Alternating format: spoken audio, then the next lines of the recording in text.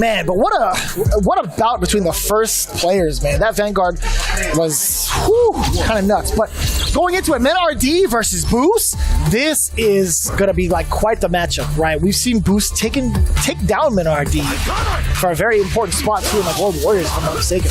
Yeah, has definitely been one of those players that has defeated damn near all the Titans of the East Coast. And that's quite the thing to do because that is where MenRD, KnuckleDu, and Punk are all from. And he's come out first place in those World Warrior events. So now he's got a giant task ahead of him. But you can see that's a lot of respect being shown from the Bandit squad, right? To choose to put Mena up there against Boost here. And it's still a 2 out of 3. It's not even the 20-point match yet. Oh, man, he is so calculated. He's a cold-blooded killer. Man, forcing that level 1 is actually going to be totally fine for Boost because it doesn't take away from the positioning, and I love that punish counter. Guess what? After this, you definitely get your DI. Exactly, yeah. It's going to be pretty much guaranteed here, and that's what he went for. Drive rush cancel, drive rush medium into the DI. That's an unthrowable gap, and if you got no meter to do anything about it. Good. The first time I ever saw Boost, literally every match, he did something I had never seen before.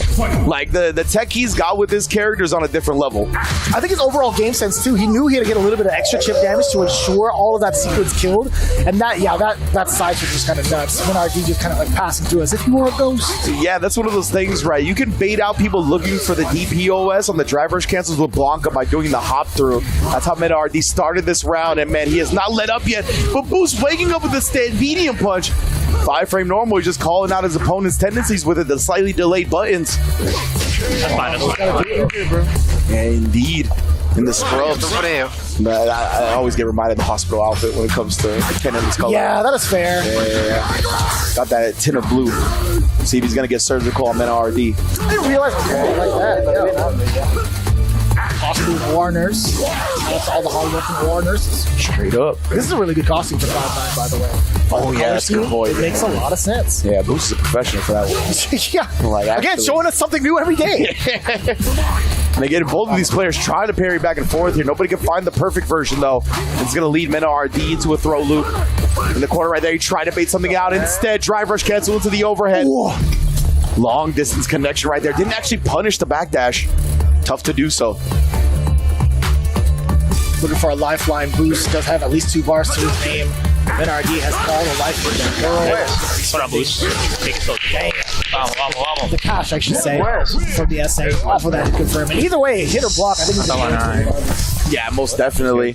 And it looked like, I like him doing that after baiting out the ODDP from Boost, right? So Boost is definitely less than encouraged to challenge the drive rush cancels with that OSDP now, and that let Mena kind of bully him into the crouch fierce activation. So well done on the conditioning side of things.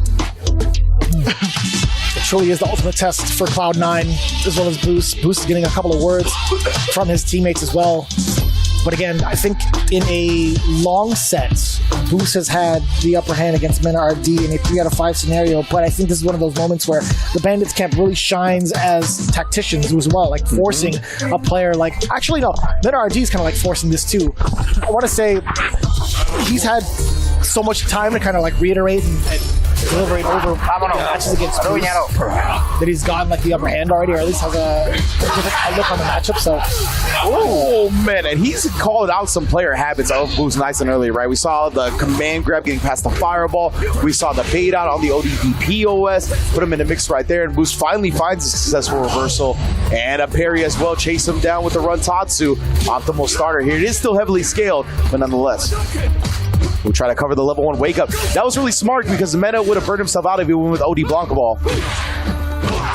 Oh, and again, now harassing in the corner. Ken, some of the best corner game in Street Fighter 6. You see him out of the Jinrai right there, catching the button, timing again with stand medium punch. Mena uses the level 1, but that's tough here. Tries the sweep gambit. And that's why Boost forced that DI right there, right? He was like, go ahead and respond with level 1. You're still burnt out. You're still in the corner. You still have low life. I'm at advantage. And now you just spin a bar. Yeah, everything's really falling together for Boost, and now in fashion. I was going to say, MenaRD, if he gets this momentum, we might see like shades of the previous game, but Boost not going to let him get out for free. You saw that stand jab to cover the tracks. MenaRD might have been able to jump, try to at least. Exactly, you know, Blanca's always looking for that up air Blanca ball. Not as good as it once was, but nonetheless still a popular option. Oh my goodness, the juggles with level 2 Lightning Beast, bruh. Start up the Blanca chat as well. Oh, tried for that forward fierce. What a parry on Wake Up. Both of these players slugging it out, stealing turns left and right. MenaRD.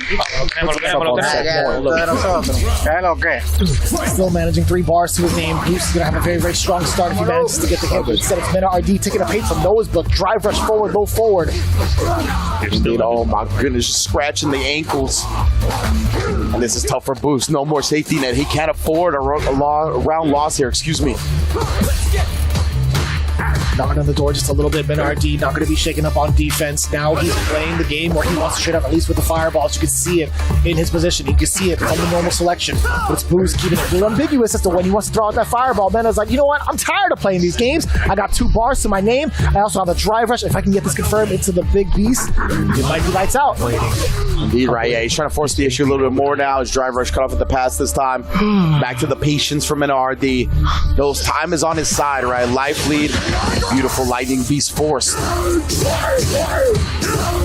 Again, look at all that drive meter going away from Boost. He finally risked the tap area and an even better jump back to call out the Blanca ball. I like this a lot here. Going into level 3. Going to get a huge drive gauge advantage because of it. Got the full anime protagonist, by the way. He was like shaking his head and like putting his hand on his shit. He's like, that was pretty good. And Mena here. No more Lightning Beast, but he's tagging him. Trying to fake him out a little bit. Yeah, hopping up and down. What am I going to do? So frustrating seeing that. Ooh. Yeah, Boosie tried to throw. Mena able to hop to the other side, avoid it. Gets the counter hit. Jinrai confirm. Oh, he held the parry. Oh my goodness, huge mistake right there. He thought a normal was going to be able to follow up. That's what people tend to do, right? Dry rush fireball. They tend to force their offense immediately after the fireball. Boost waited a second, caught Mena holding the parry, and the additional 8 frames of the duration made him pay dearly for that one. And Mena getting some time to talk to his team as well, get composed up for this game-deciding match between himself and Boost. As we get back into it.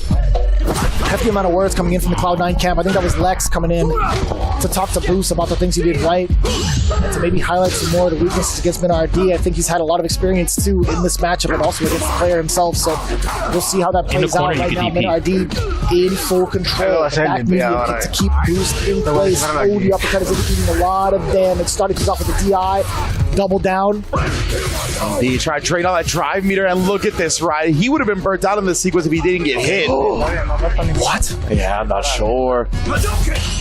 Things went awry right there for MenaRD. Ended up getting thrown out of the corner. We're back to the mid-screen.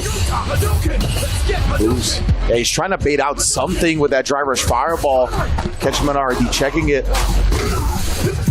Couldn't tell you what it was, though. What a trade identification from Mena right there. The fireball hurt box being expanded. Easy trade. Wow. Yeah, and that's a classic, right? MenaRD had actually been utilizing that in the game prior, despite him losing last game. So something to keep in mind. I love these combos, man. Oh, and nah, bro. How do you still got stuff I ain't seen with Blanca yet? That was disgusting. Whoa, which country did you pick that up at? That's what I'm saying, bro. Obviously, MenaRD, the World Warrior, got around the globe facing the toughest competitors and still in plays out of their playbook. Ugh. I feel dirty just watching that. Yeah, that was ridiculous right here. Boost! Huge opportunity here. He needed to stem the bleeding, buy himself some time, but he still got drive gauge to make up for it. He can be chipped out here while he's in burnout. Oh, Blanca Chan trying to stay aggressive. He's not trying to let Mena get those opportunities. Build his drive meter back. The eyes of the process. Mena not responding with level 1. Boost, he's got to build some bar here or just have the most optimal combo I've seen. Drop save. You are actually insane. You are the biggest brain player and also the most insane one. Dear God. Big brain Boost. jumped in the aggressive jump in block into the DP. Boost, and now breaking out the sweep as well. So what a call out. Jesus. There we go. Wild aggressive moments coming out for him right now, and he's caught Meta RD reaching. Those are the type of moments that can get the other player dragged into the mud, get them swinging a little bit more recklessly than they would otherwise. Oh my goodness, your drive gauge assassinated once more. Oh, he knew it was there. He knew that blocker was in front of him. He was getting his drive gauge beat down. Indeed, Boost, you can see him buffering. You can see him buffering in case the DI happens. Oh, outside of range, immediately punishes the whiff throw. Again, you see the buffer.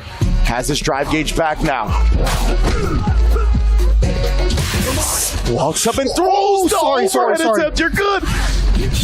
Meta RD goes straight to the level 1. Still, though, not enough damage. Wakes up with the jab. Boost.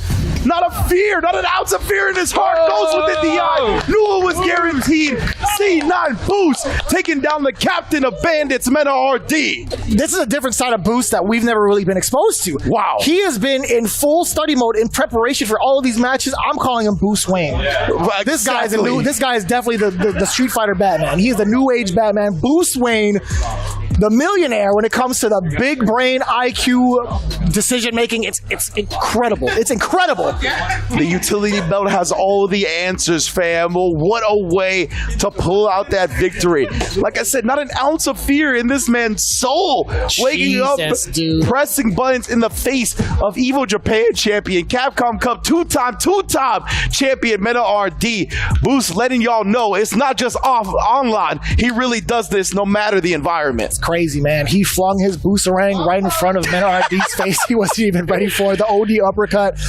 Oh my God, everything just went so well for Boost, man. Wow.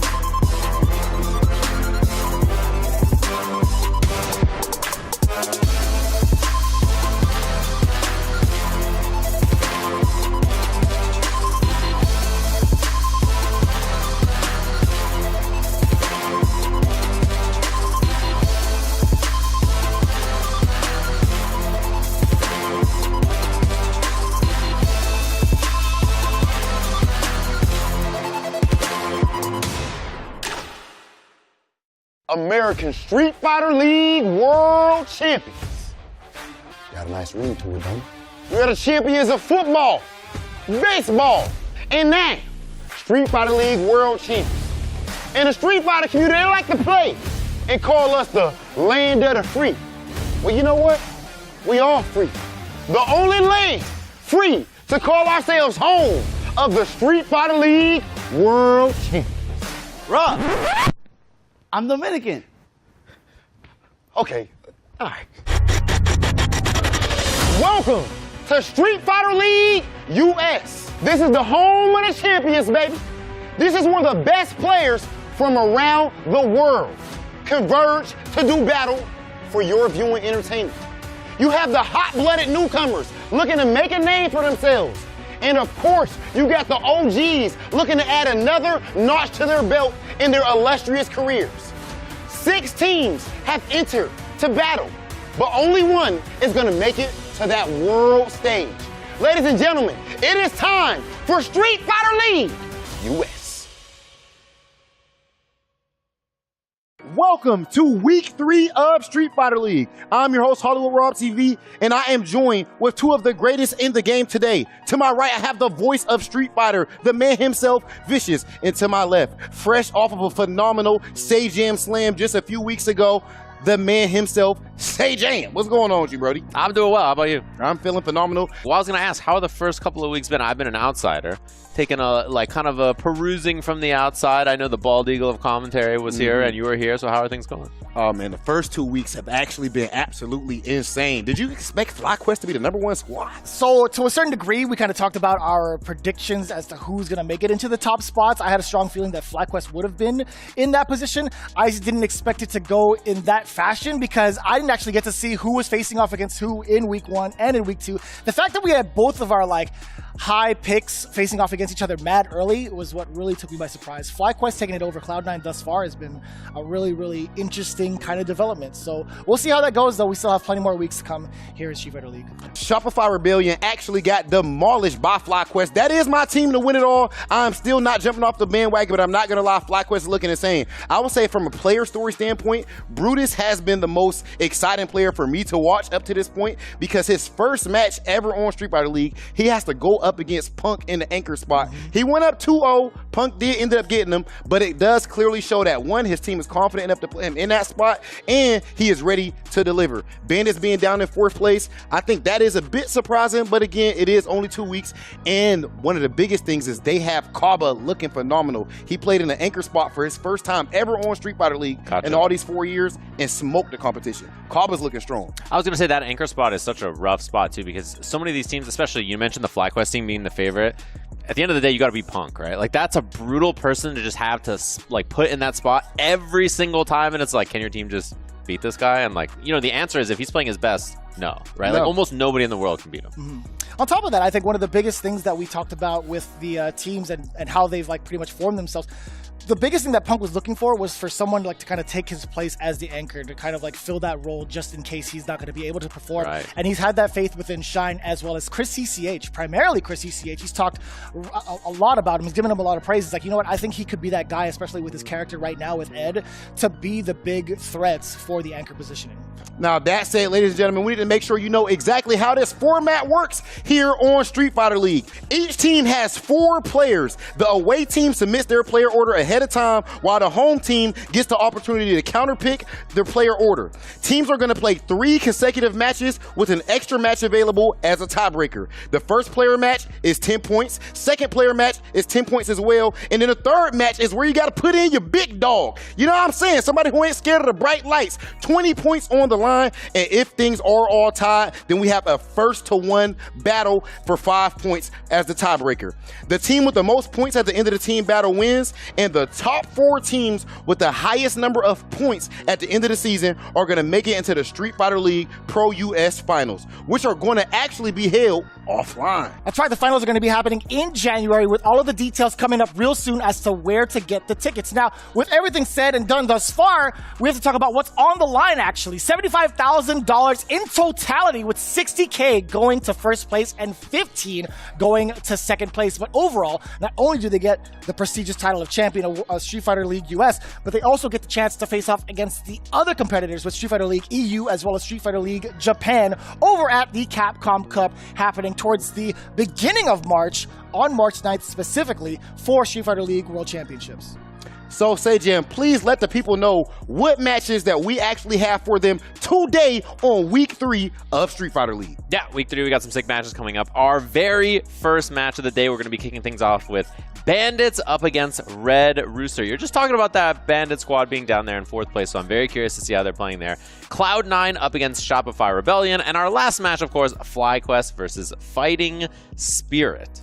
Ladies and gentlemen, this week is about to be crazy. That Cloud9 match, hold on, let me look again. Did you say Cloud9 versus Shopify Rebellion? Noah the Prodigy, he better sit down to play. I don't care, because he let it be known early on, he talking trash to KnuckleDu. He feels like KnuckleDu, at the end of the day, he went to him and said, I want you to pick me on your team. He let him know that. Right. And KnuckleDu said, well, according to Noah, he said, I need to see how you perform in World Warrior. Noah took that as the ultimate disrespect. Somebody, I ain't gonna say it was me instigating, but I told Dude, I said, dude, what you think about that?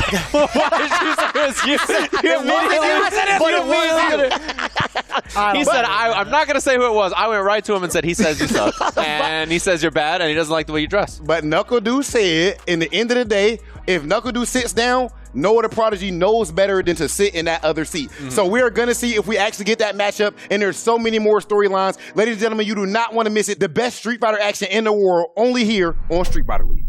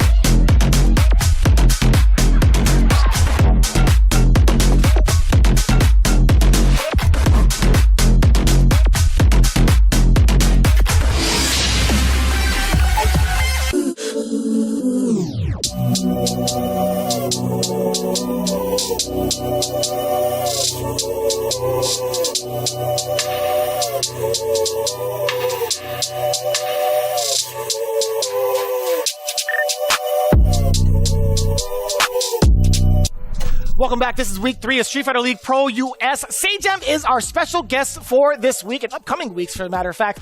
But we got to talk to him a little bit going into these next matches. I know you haven't been fully involved yet in the first 2 weeks, but looking at the rankings, we have now Bandits facing off against Red Rooster, and with the away side, they have to lock in their play order and the character selection. So with that in mind, Aki is coming up first with Mono, the captain of the team, Ed with Ajax Fidelity, who's looking real strong thus far and has to be the one that kind of put it all together, I feel like. He's been now the veteran of Street Fighter League and also has been looked up to as the anchor. Then, a surprise in my opinion, Ken from Uriel Velorio, who just got picked up by this team. What are your thoughts in the total composition of Red Rooster with this order, as well as the potential counter picks coming into it as the Bandits cap? Who are you sending first? Yeah, I mean, that's the interesting thing to me is that the Bandit squad has some really nice counter pick characters. I think having both Dalsum and Guile are like really linchpins to a lot of teams, right? Those are two characters that you can be very specific about your counter picks with. So I think they're especially dangerous when you have the choice to send in someone against them. So, I mean, I think that they kind of have their pick of the litter really against who they want to put up here. I'm guessing Mena third, because I think he's good against Shotos, good against Ken, good in the anchor slot. That's who I would guess there. And then the same thing, well, I mean, I guess we'll have to find out, I guess. But the same thing for the first two picks against Aki. Zoners tend to be pretty good against her. I think that, you know, there's a couple of good choices they have on the squad there. So it really depends on what they want to do. But I feel like they have a flexible, pretty solid set of choices against this character lineup. Yeah, pretty much the same kind of decision decision making. I've talked to Broski about this matchup specifically between like Donkey and any other character. He says Guile gives her the hardest time. Point blank period. I don't care what anybody else says. And I'll take it from him. He is like one of the only Aki players to ever really exist and do it well, other than Hikaru. I don't get to talk to him that often, but it does make a lot of sense to maybe put in that Guile pick. I haven't really seen what it's like, maybe Dawson specifically for Aki. But yeah, I think you make a very valid point with those two rosters, or with those two players in the roster, right? So with Bandits, it's a very interesting one. I think they get the most advantage being on the home side. Now, being on the home side, it doesn't necessarily equate to getting those W's most of the time, right? Yeah, especially I think early in the season, I would imagine you don't want to be home because like the thing is you know, later on when you're kind of like more familiar with everybody's game plan and maybe what they struggle with, it's a lot better to be the team that has the choice then. So having it be like the first matches where you're the ones who are like, okay, we have to make the counter picks now, you know, you don't get to do the same thing when you have that run back later on. Yeah, so this being the first half of it with Red Rooster being on the away side, I do like this order. I do like kind of testing Uriel Velorio specifically in the anchor spot. In fact, we do have an interview with him standing by with RobTV. He is one of the new cats, part of Red Rooster, so I kind of want to get a little deeper dive with Uriel Velorio coming in with RobTV. Let's take a look at what the Red Rooster cap has to say about it. ¿Cómo estás, amigos? Yo estoy con Uriel Velorio. What's going on, bro? Hello, bro. Hello. You ain't know I spoke Spanish, huh? No. How was it? Was it good? It's good. Sí, it's good. Okay. And of course, the reason I even did that is because you are the first ever Mexican player that we have here on Street Fighter League. What does it mean for you to be representing the Mexican FGC here on Street Fighter League? Ok, primero que nada, pues agradecido con Mono de que me dio la oportunidad de estar aquí en su equipo y pues contento, cómo no, de ser el primer mexicano estando aquí representando a la raza, a la plebada de allá de México y claro, cómo no, pues también por mí, o sea, es magnífico estar aquí y sentir esas vibras, esa emoción de lo que es Street Fighter League y nada, pues vamos a darlo todo, vamos a dar candela a todo el mundo y aquí estamos para dar lo mejor de nosotros. He's very grateful for Red Rooster and us for bringing him in to Street Fighter League. He's also very excited at the fact that he's here to represent his race, very happy. And he also said that it's a magnificent feeling to be amongst so many great players and also represent his country here in Puerto Rico, and that he's going to give it all. And he's just going to try to bring the hype in every match that he plays. Okay, and as far as bringing the hype, we've seen you do that before, Uriel, at Capcom Cup. You have competed in 2 Capcom Cups already, but this is your first time at Street Fighter League. How does competing here on Street Fighter League compare to competing at Capcom Cup? Pues la diferencia aquí entre Capcom Cup y Street Fighter League, obviamente que es un formato diferente. En Capcom Cup uno compite por uno mismo. Aquí competimos por el equipo. Hay que tener estrategias de equipo, estrategias con el capitán, estrategias contra los equipos. Y obviamente es un formato totalmente diferente. And SFL is that in Capcom Cup, he feels that obviously all the pressure and all the things is on him. So if he loses, it's on him. And the win, the pressure's only him. But being in Street Fighter League, the format is different and it's more about working as a team. Uriel Velorio, good talking to you, brother, and best of luck with the rest of this season. Team Red Roosters, big dog, Uriel Velorio.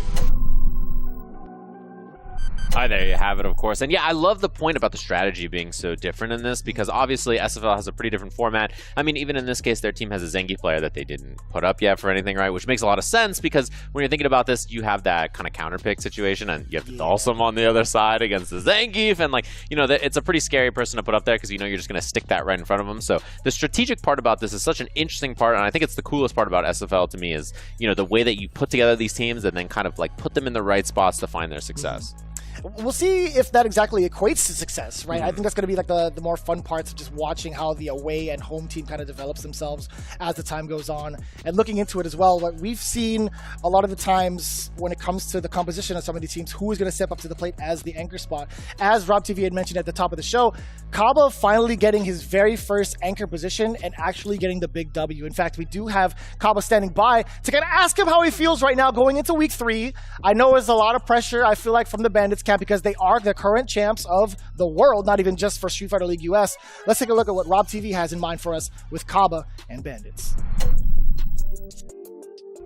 I am with the heart and soul of the Dominican Republic. We just saw him put on a masterclass in his performance last week. None other than Team Bandits, Cabba. What's going on, bro? What's going on, bro? And of course, we have my man's Mena RD, the Bull, 2-time Capcom Cup champ, translating. That said, Cabba, first and foremost, all the yelling, all the hype, I feel like I haven't heard it this year. Why you more quiet, more calm? No, estoy guardando energía todavía. Las cosas no se están poniendo un poco tensas. Cuando se pongan tensas, ahí yo me activo, pero por ahora vamos bien. Say he's conserving the energy for when things get more serious, more tense. Okay, speaking of things getting more serious, things leveling up, we know that you've been a top tier player outside of Street Fighter League for years now. But on Street Fighter League for a lot of these seasons, I feel like you haven't been able to have that exact same level of success. What we saw last week seems like the chain's pretty much being broken, and Cabba has finally made it to Street Fighter League. What do you say to that? El Street Fighter League, el formato es diferente. Es algo que hay que trabajarlo de una forma diferente. O sea, un torneo en equipo, tú sabes. Depende siempre de la dinámica que hay en el equipo. Y yo siento que ahora ya me siento mucho más preparado porque fuimos campeón el año pasado y eso me mantiene muy motivado y sobre todo porque siempre participamos juntos mayormente. O sea, yo siento que ahí está la diferencia, la motivación de mantener el título y ese enfoque de seguir dándolo todo siempre. O sea, no va a ser fácil, pero estamos aquí firmes. Yeah, he says that Street Fighter League has like a different format, it's a little bit of a different event. But he's more motivated this year because we're coming in as champions and, we're always together on the same team. So it motivates him to do better and that's what he's going to keep doing. Now, speaking of motivation, recently, we all know what happened with you and KnuckleDu. You beat him at Cream City. You got up, best guy, I'm the best, I'm that guy. I don't know exactly if you said it exactly like that. I don't know if you said it in English or Spanish, but you said it. What I wonder is this a KnuckleDu specific thing, or do you just have a chip on your shoulder right now, no matter what? Do you feel like you have a lot to prove? Bueno, yo le tengo mucho respeto a KnuckleDu, realmente, para mí es un jugador bien fuerte, campeón mundial, pero con Gael, él es bueno, pero yo siento que yo soy mejor realmente, o sea, no es algo de que personal. Simplemente eso, yo siento que de hecho Higuchi me lleva un poco de ventaja en alguna cosa, te lo puedo decir, pero en particular eso, por eso fue que yo lo hice en el torneo y lo dije y lo sigo diciendo todavía. He says that he has a lot of respect for KnuckleDu. He's a great player and a world champion, but he feels with Guile, Cabba is just better. That's what he feels, and he's saying that. He has to work on a few things. Like he feels Higuchi is better in certain areas, but that's why he did it in Milwaukee, and he still feels like that. Yeah, that's fine. Talk that talk. Absolutely love to see it. Ladies and gentlemen, Cabba absolutely on a tear right now. We seen him in the clutch anchor spot get that 20 points when Bandits needed it, and then in the 1-1, got it done as well. Team Bandits, and of course, specifically you, Cabba, best of luck with the rest of the season. Thank you so much. Man said it out with his whole chest, by the way. He said, you know what, I still think I'm the superior Guile. And you know what, it's perfect timing because I feel like Blink Respawn is pretty much right around the corner. I would love to see that go down. I'm not trying to be an instigator. RobTV maybe in the back could do something, a little something, maybe text somebody and say he didn't do it, but he did. That would be kind of great. But there you have it again, Cabba. Talking about like the differences that he's had as a individual player going into like a team format. He's been here for a very, very long time, man. Yeah, I mean, when I think about SFL, I think about Mena Cabba as a duo for sure, and how often that they've been here and like made really deep runs in this. And obviously, the reigning champs of not only this region but of the world, a really strong team. And yeah, it is interesting because I think about him as someone who's a super solid player, and I feel like he's usually pretty good in team environments. Maybe he hasn't had the success that he wants personally in some of his matches in SFL, but his team obviously has. And I think he's an awesome player. Like every time I watch him, I'm always very, very impressed, and I can't wait to see who this squad puts up against who in this match. Yeah, the feeling's definitely mutual going into it now. Bandits versus Red Rooster. Mena RD is the first choice. I didn't see this coming at all. Yeah, I was curious about who they would put up here because they have a few zoners they can stick in front of Aki, but maybe Mena just kind of wants to lead the charge here and say captain versus captain, just throw hands, I mean, yeah, also Mena has a DJ problem. I've heard, a lot of people talk about that, and that's Mono's old character, so obviously that could be an option as well, but yeah, I expect that we'll see Blanca versus Aki. Yeah, I think it's kind of funny too, like just seeing the fact that his overall thoughts into picking characters or picking players for his team are the ones that he makes sure he doesn't have to ever face off against. So him picking up Zhen for his team was pretty big brain play, and I love to see him kind of like being implemented in certain spots too. Just looking at that roster too, like with Cabba, Louman, and Zhen, all three of those cats could still play at anchor pretty well on either side. I think like I want to say Louman would probably play like on the home side a little bit more than he would on the away side. I don't want to put I wouldn't want to put a Dalsim on the away side open for the counter pick. Yeah, I think it's the exact same thing with the other squad and Zangief with Brutus, right? Like it's like the same kind of thing you have to think about. Dalsim's a pretty susceptible character to that. He's definitely like a secret weapon character you stick in front of matchups that you don't want to deal with, and you can just put him in that spot and be like, cool, we can just send him out whenever we want. So it makes a lot of sense, I think, for this side. Yeah, we had him actually, a little bit of sidebar for Red Rooster. Going into day one, Brutus was the anchor going up against Punk the God. Towards the end of that, Brutus actually let's get this shit, Mono. Let's go, Mono. You got it. It just goes to show you like the power of being on the home side in comparison. We'll see how it goes out. Red Rooster, Mono versus Bandits, Men RD, team battle 1. Yeah, an immediate drive rush there after a little bit of dancing. I like kind of that, change of pace, right? Mono being the one to try to strike first, but Mena's a really hard player to beat in basically every aspect of his game plan. His offense is run really smoothly, the way he kind of thinks about the game and then structures everything. He's so hard to be right against because he just understands the game and what you want to do around the systems very well. Nice.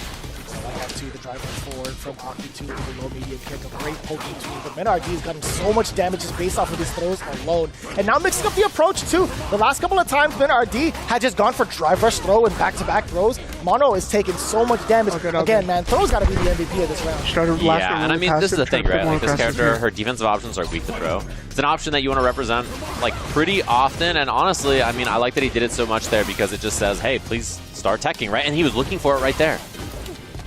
And that time tries to get out with the snake step and just in a bad spot now. Oh my, what a buffer. Level 3 available, by the way. Goes out for the Blanca Chen instead. Oh, Hella Death incoming. Hella Death incoming, excuse me. Going for the full level 3 unnecessary roughness. He's using his offense against you. I need you to represent he's doing it in the suit, by the way. He's using a lot of in the Blanca 10 outfit with the little one on deck. Oh, perfect right there. Very clean play from Mena, and I basically... this is the kind of way he plays, right? Very structurally sound. He runs all those throw offense and then finally finds one bait, makes it happen, gets the huge punish on that. Starts with the birdie EX chain grab at the beginning of the round, aka the Blanca one. Oh, jump back ball hits the drive rush. A lot of drive gauge gone early from Mena, but if his offense works, he'll get that drive gauge back, so. Trying to apply the Orchid, does run into it, but he's just taking a little bit of life too, just ticking down, but more importantly, if he does get a clean hit, if Mono gets a clean hit on Men RD, could lead to a fat combo, but Men RD hitting it with just raw Blanca ball from like further out. How did that even happen? Yeah, pulled up, went for the overhead, and now just lots of pressure here in the corner. Nice. Oh, the EX ball gets thrown. That hit on start, that grabbed him out of starter? That's crazy. It's a big spot here for Mono. Has the corner, puts himself in burnout, and that's going to be huge. Yeah, really nice check right there. Both in burnout. But he misses the combo. Dropped the input for the level 2. Oh, nice. It is weird to punish. Yeah, it's a weird thing to punish, especially without drive gauge, parry drive rush at the end or something like that. So maybe one of those instances. But level 2 pop here going to be good for Mena. Has the corner positioning afterwards as well. You get the setup here with the dull, and yeah, just throw again, representing that option over and over, knowing that Aki's weak to this. That's so much drive gauge taken away from Mono already. Yeah. Oh, you have to try to play guess against the Blanca-chan. There's no way. Another perfect on the board. Looking at match point for Mena RD. Yeah, kind of an unfortunate spot there. And I mean, even if that wasn't going to kill, Chip was going to be a problem there afterwards. So pretty rough spot to be. Plus frames going for that throw again and harassing all day. This option just works so well against Oh, man. Good parry on the drive rush, and now offense looking so good for Mena here. Another throw into the corner, and you don't want to tech, because if you tech and you're wrong, you're just going to die. But how many of these are you going to eat before you choose to? How does he guess it right, too? That back medium kick has hit Mono almost every single time. The Lightning Beast coming out. You're going to set up the Blanca-chan? Of course you are. And for another throw there. This is the chance. One opportunity here, and the ball just mid-screen like that. the domination from Mena RD in this first match here. Unbelievable. We saw a couple of signs of life. Mono did at least get one round in game number 2, but majority of the time, the victories going to Mena RD were in complete domination, as you had just mentioned. The life lead was just so astounding. The pressure, I felt like we were only on the right side of the screen for majority of that match. Right. And you know, the interesting thing is we were unsure about which player that they were going to send up here in this matchup. And Meta made sense, right? Obviously, I could always see him going into the anchor spot, but man, he just pulled up and showed why he was the right choice for that match. This guy can ball, man. Yeah. In every sense of the word. Yeah. This cat can play. Yeah.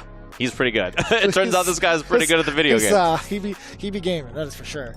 Meta RD coming up first is actually a really big surprise, but hey, man, the results I don't feel like are as surprising. No disrespect to Mono, but again, that is just too much to handle, right? As much mobility as he has, the game plan too against Aki, being able to land that first throw, it's really, really difficult. But now coming up to bat, Ajax Fidelity with the Ed coming up against Louman, number 20. I like this pick. The Dalsum choice into Ed, right? I think this is a matchup where typically Ed wants to hold space. He wants to be the slow, steady mid-range character of the game. And I think characters like this can tend to struggle with matchups where they don't get to be the one who dictates the pace. Dalsum is a really nice choice here. I like that this is the matchup that they're choosing to go with, both for player and also because now you have to force Sim to just chill, hang out, and then you have to go get him as Ed, which is not really his specialty. Right. It's kind of similar to what we have over in like Street Fighter League Japan, right? It's only like Tori Meshi and YC Mochi, the only two Dalsums. They're in like separate leagues too, so it's just like, man, they're the only ones kind of representing that hand to face off against the military of Ed. Right. And it's actually kind of interesting to see how that's developed. I think a lot of the Ed players have been really struggling to face off against this character because of how often Dalsum gets to dictate that pace. I think you have a very valid point where, you know, these limbs are going to be outranging Ed majority of the time. I think the versatility with the different angles of fireballs also give Ed a little bit of a hard time. For sure. But the float primarily, being able to reset the timing against Ed and kind of get away from the flicker and also like the spark into the fireball is a pretty significant deal in terms of controlling the pace. Yeah, it is not easy for Ed to attack those angles. He has to be a bit committal. His drive rush is good, but you know, float is the ultimate equalizer to most characters. That's kind of how Dalsum plays mid-range. You know, in the last game and in this game, it's just such a nice thing for him to have. And it's very difficult for Ed to deal with, you know, the angle that he's just going to hold on the screen here. Not only that, but you have all the anti-fireball stuff. You have the teleport from Sim. You have the slides as well. You have the floats into the heavy kicks or whatever you want to do to beat him trying to jump at you, or heavy punch if you're trying to approach. There's just a lot of good stuff to have here, and I'm curious if Ajax is going to make it in, you know, kind of make it happen on offense here. I did get to talk to Louman just the other week and kind of ask him how he felt about the initial changes that we've seen from Dalsum. He had a big grin on his face. He's like, I don't think people are ready. Yeah, Sim got a lot of good stuff in the patch that they put out, which I think people have gotten a little bit more used to since it's happened, which is nice. And right here, look at this. EX Fireball gives you all that screen space back. And by the time, you know, like Ed gets to play the game again, he got his drive gauge back. Wow, that was an expensive spend on offense there from Ajax. And yeah, that anti-air means that now you're probably most likely not only cornered here, but burnout very soon. Jesus is very close to it. Ajax gets himself into the corner too. Louman now trying to suppress any sort of movement, but the forward fierce getting a lot of mileage from Ajax. Yeah, it's a good option to hop in, try to take some space. It's not a button he has to hit as much in other matchups, but in this one it makes a lot of sense. Right back. Out of burnout. It was really not a factor. Still as active as ever. Again, Ajax is not really afraid to spend that meter to kind of close the gap. I think he's been one of the more aggressive Eds that we've seen. I'm not too sure about that one, but hey, a lot of great damage racking up. Nice. That's going to be dead. Yeah, I think that's the idea for Dalsum now is like, you just do your level 1 and you're like, what are you going to do about it, right? It's minus, but huge pushback. So like, what are you going to do about the, you know, the situation? The answer for most characters is not much, right? So. Oh, Ajax really smothering here. Oh, correct on defense with the jump back drill. Doesn't get a big completion. And yeah, same thing, the buffer from that crouching medium punch. Slide over, not a flinch. Ajax actually responding very late with the uppercut. Oh, smacking him a little bit of damage. And honestly, these are really going to add up here. Oh, Comet's coming down now too. Fireball on the ground. Big chilling down here. Runs into that normal too. No drive rush cancel, but that'll do it. Okay. Heavy punch for the kill. Saving that meter as well, which is going to be an important one. Dalsum spent a couple of level 1s already. No meter from Ajax, which is one of the things that Ed is, you know, kind of the best at using. Oh, this is a big punish. That's huge. Yeah. Got him on the landing frames too. Setting things up with a drive rush fierce. Forward throw now as his back towards the corner. Louman can't really make a move just yet. Are we going to see maybe a backdash? Maybe a drill? That only happens Oh, if Ajax man. decides to let off and not throw out a normal. Nice. Good cleanup. Clean round. Heavy bunch, heavy blitz, level 3. Keep it nice and simple and save for that tournament environment. Love the combo choice. First game there with the perfect for Ajax. He's been so aggressive too, and it's finally paid off. So much mileage from the drive rush forward, just trying to close that gap initially. Louman, I think that was really on him in that last round, not really making a move off of that initial jump back, just falling susceptible to whatever it is that Ajax felt like doing. Drive rush forward, catch up upon landing. That felt really, really bad to see from the side of Louman because he had no chance to play immediately afterwards.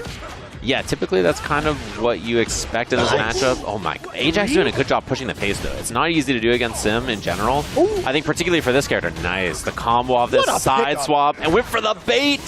Oh my, man, that is quite the reversal of fates. You just in the corner looking like it's going to be a bad spot. Oh my God. Kick pickup. Rained on that shit. Oh, out of the air though, unfortunate. Otherwise could have been big damage on that. Yeah, this far on offense, Ajax has been really peppering the normals, just keeping a lot of the meaties there against Louman. And Louman, he's still trying to use movement as an option on defense. Although he gets the pace so for a while actually. He's got what, mid-screen control, he's got all the life lead in the world, he still has drive gauge. It's going to be a big problem for Ajax. The chip could be imminent, and it's going to be it. Yeah, toasting them up on the aim. That spot sucks. What are you going to do? You burnt out against Dawson mid-screen? Like, yeah, it's really difficult. Everything just becomes more difficult to manage. You don't have your meter to challenge. Wow, what a bait.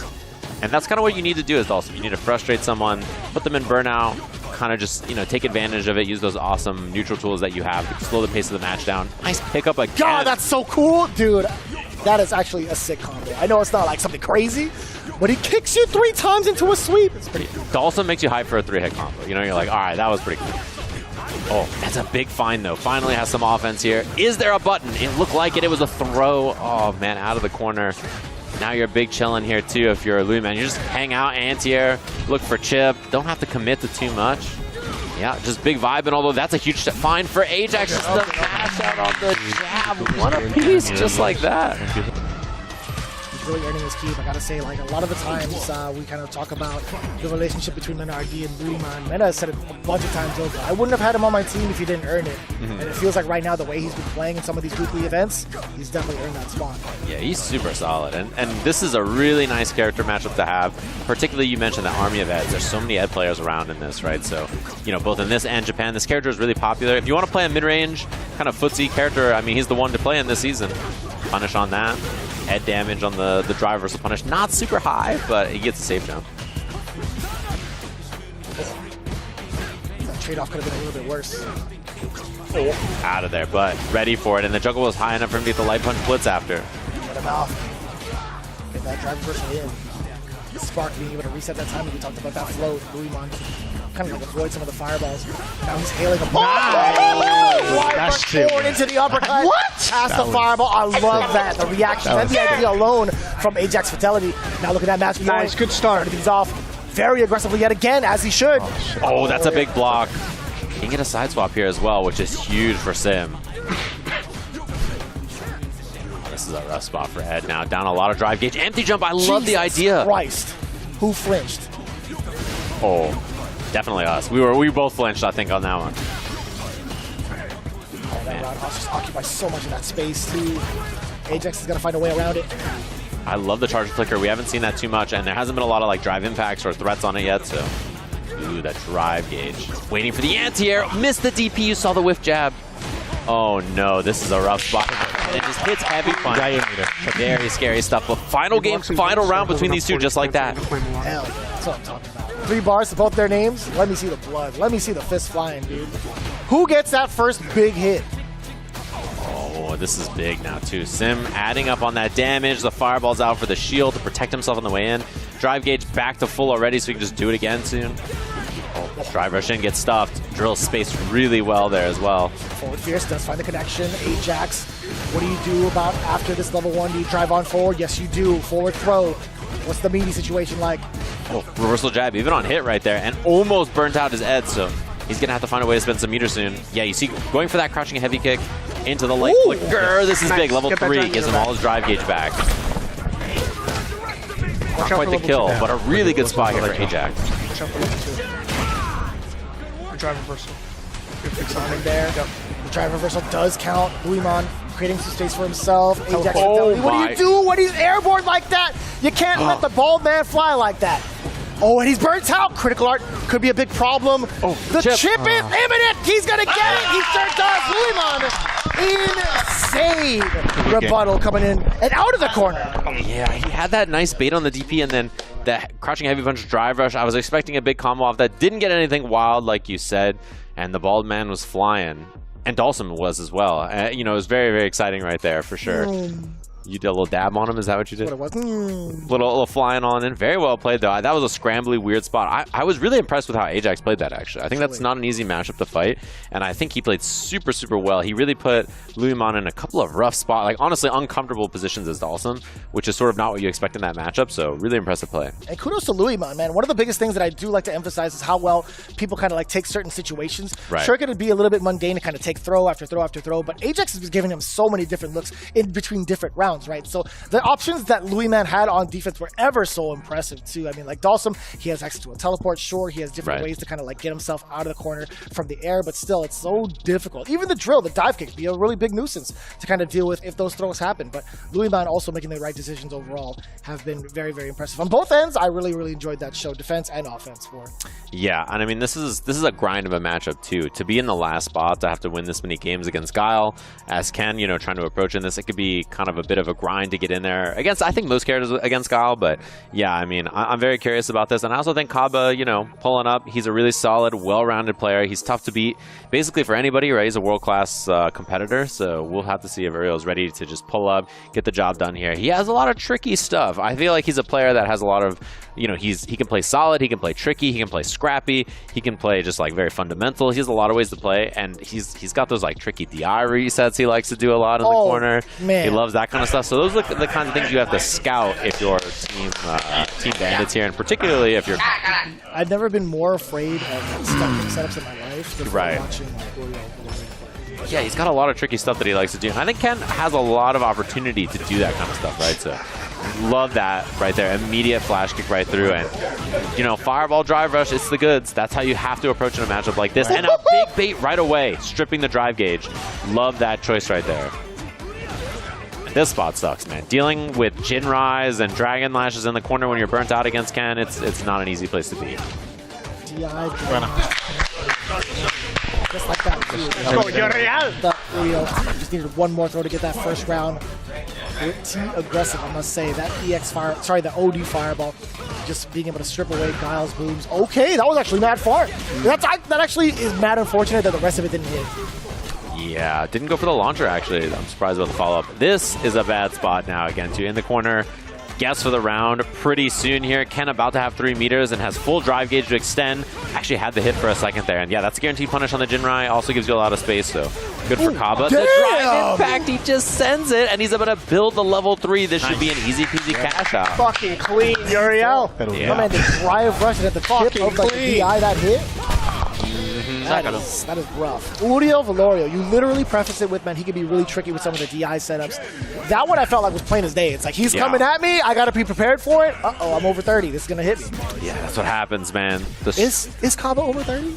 Yeah, you know, he didn't react, so I'm gonna say he might be getting there. Yeah, he might be getting there. Survey says he's on the board. You know, you boot up for ranked online, their title up there says Street Fighter 2 fan, you just drive impact him, you know? And then later on, you see a tweet from James Chen about it, and you're like, oh, that was him? That's how you know. Think about the eyes.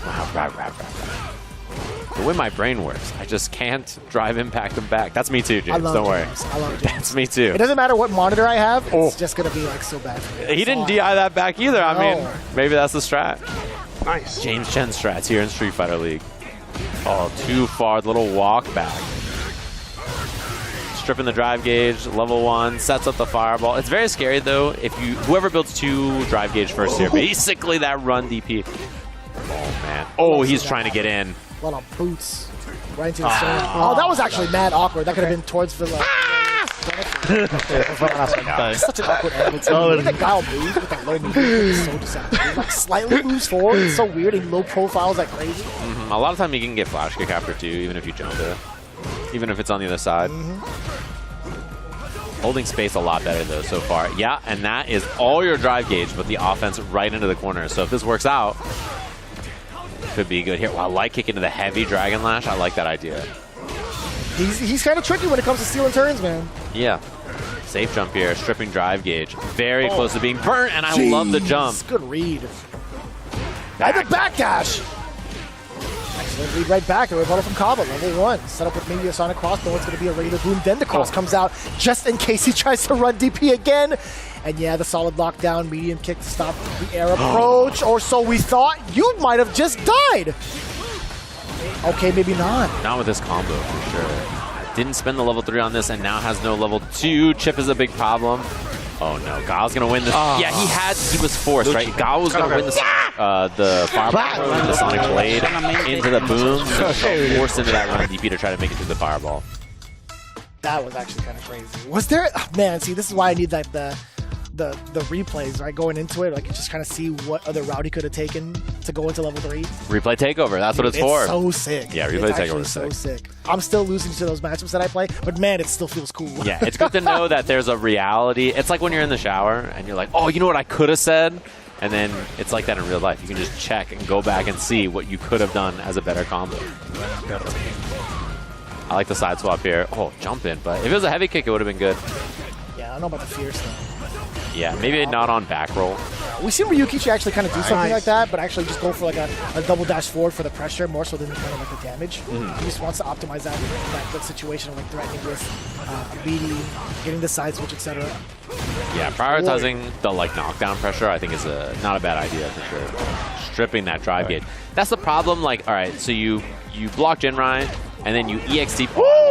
That was sick. A jerk for that one, and I mean that in the nicest way possible. That was actually the sickest thing. I teched on that. That was actually El Velorio special, baby. And then you flash kick it, and it costs you 2 bars, and then he just wakes up and like jumps at you, and then you're like, you know, you get punish countered, and now you're down 3 drive gauge or whatever, right? So sometimes it could be like, oh, you get the punish on Jinrai, but you immediately get your drive gauge beat up anyway. It's science. It's math. It's math. Yeah. Math says, oh, that's out of the corner. That's not math. I think that's science. Yeah, that's where science comes in. Yeah. How does the fire come from the boots? I don't know. This is a side swap again. Yeah. Okay. I like the jump in, taking the pressure. You were mentioning that earlier. That idea instead of just going for the heavy DP or something after. Oh no, not again. This is tough too. In critical territory is Uriel, but doesn't have the critical to follow up with, like a critical art, I should say. Only a level 1. Standing your ground. Overhead doesn't catch, but still Cabba throwing out the DI. I like it. Very interesting. For what he was scouting with driving back there. It ended up working out in the light kick into Jinrai, but oh, this is a big combo to the corner. Oh, misses! Oh, to the window. Oh my god, to the boost. Yeah, your poor drive gauge gets beat up by this combo too. So now you're like, you know, full screen against Gao with not a lot of drive gauge to work with. Forced into making a couple of bad guesses here before you get burnt out. We'll see what the choice is going to be. On to the other side. Cabba's trying to set up the fireball. He's being a little cautious. He's you know, afraid of that run DP or like EX fireball, drive rush, stuff like that, right? So makes a lot of sense. From this range, do you think Uriel's going to be spending any sort of OD fireball? No, he's already actually kind of closed the gap, right? Oh. Back throw. Heartbreaker. Do you go for the drive impact here? Risk getting perfect parried is the question. It seems like Cabba, the answer is no. Just walks back slow and steady with that Sonic Boom. So 2-1 just like that. We'll see what the adjustment's going to be. I feel like most of his approaches looked awesome, but it's on Cabba to make the response, right? It's on him to be second and find good answers, and so far he's done that pretty well. And with 2-1 thus far, Velorio is going to take some time out to kind of figure this strategy. Oh, the character, sorry, the costume change-up. Now he's actually playing with fire. This is actually the way he'd want to go out. Look at those eyebrows. I don't want to. Okay. That's a lot.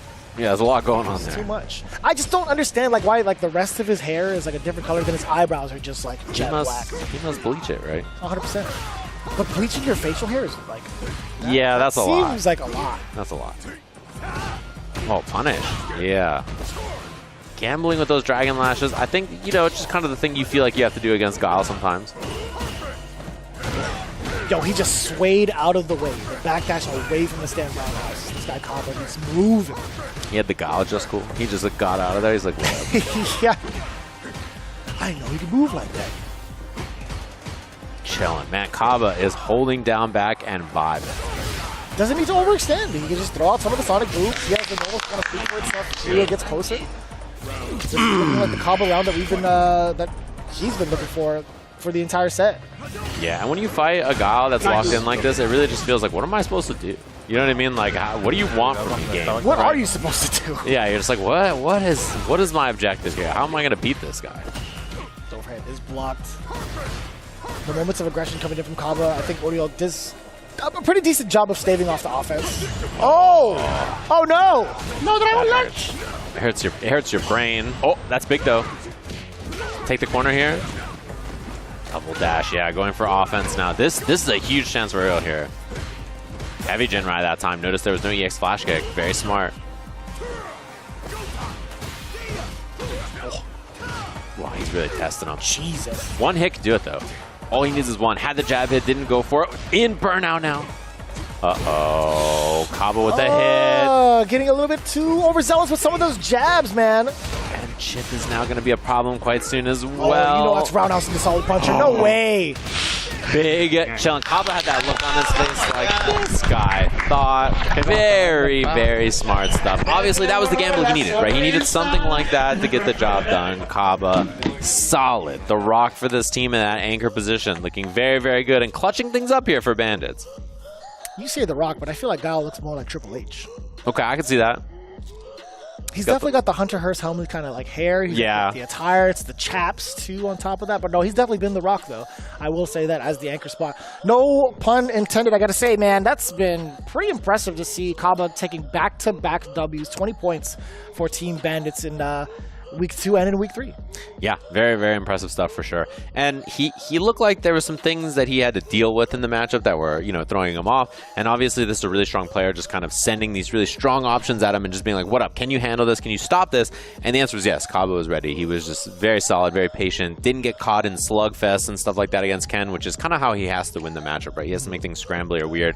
Otherwise, if he just plays too solid and slow, like, Guile's just better at that kind of gameplay. Oh, yeah. And then you kind of saw that falter a little bit from the side of Uriel Velorio. Like when you see Cabba like big chillin', you were talking about it earlier. Once he's established that pace with the Sonic Booms, it really becomes a battle of attrition. Like, can you get out of the mental warfare that you put yourself into from those first couple of games? Can you make that recovery in the midst of the battle? I feel like Cabba, he's been more ingrained in those types of trenches for so long of chucking booms at every single person on the planet that he had that benefit to him. Even more so for like the matchup. Sure, Uriel might have had some Guile matchup experience prior. He's starting to show that a little bit earlier on too. But in terms of the battle of attrition, I think Cabba takes him down 9 times out of 10.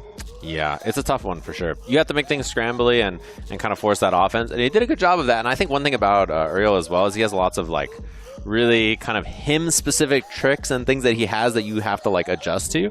And he got to show off some of that, and I think, it was going pretty well for him. But it's tough when you have a longer set like this. I think especially being the third slot against Guile is pretty tough when you have to grind out 3 wins as well in a set.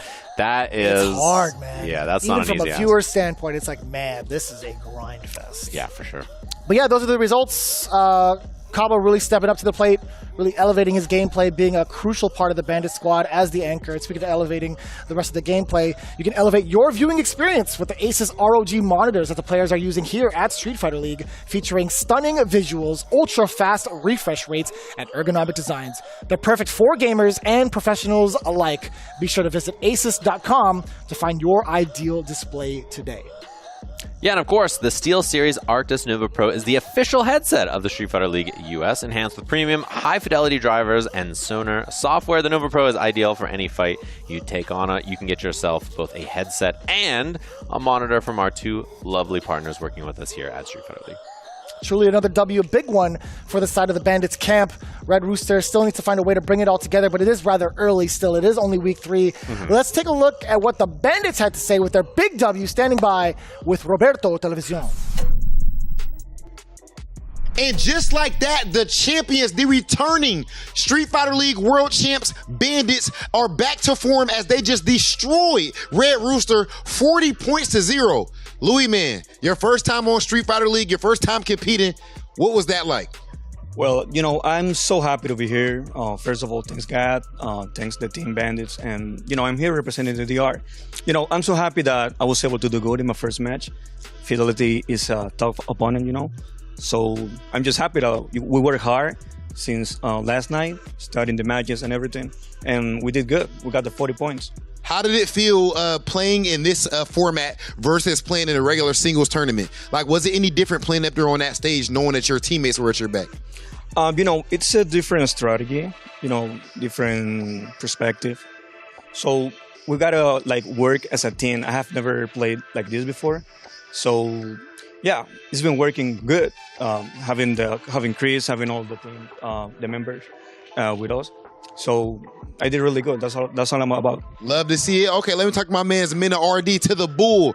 So Minna, speaking of the team aspect, you went and you were the leadoff man, immediately got those 10 points. Cabba again in that anchor spot looking phenomenal. So right now, is it Cabba is hot right now, so you got to keep feeding him just like in a sport? Or right now, do you feel like, okay, you're not at full strength, you want to make sure that let your teammates handle it? It's a mix of both, if I'm in a slump, I can't be the cleanup hitter, so I gotta just take care of the job. I needed the first win yesterday. I'm a man of faith, and I was very in my own head, forgot to pray and everything. I was like, man, I gotta do my routine right, and get my first win today. So it worked out thanks to my coach Chris T and the team.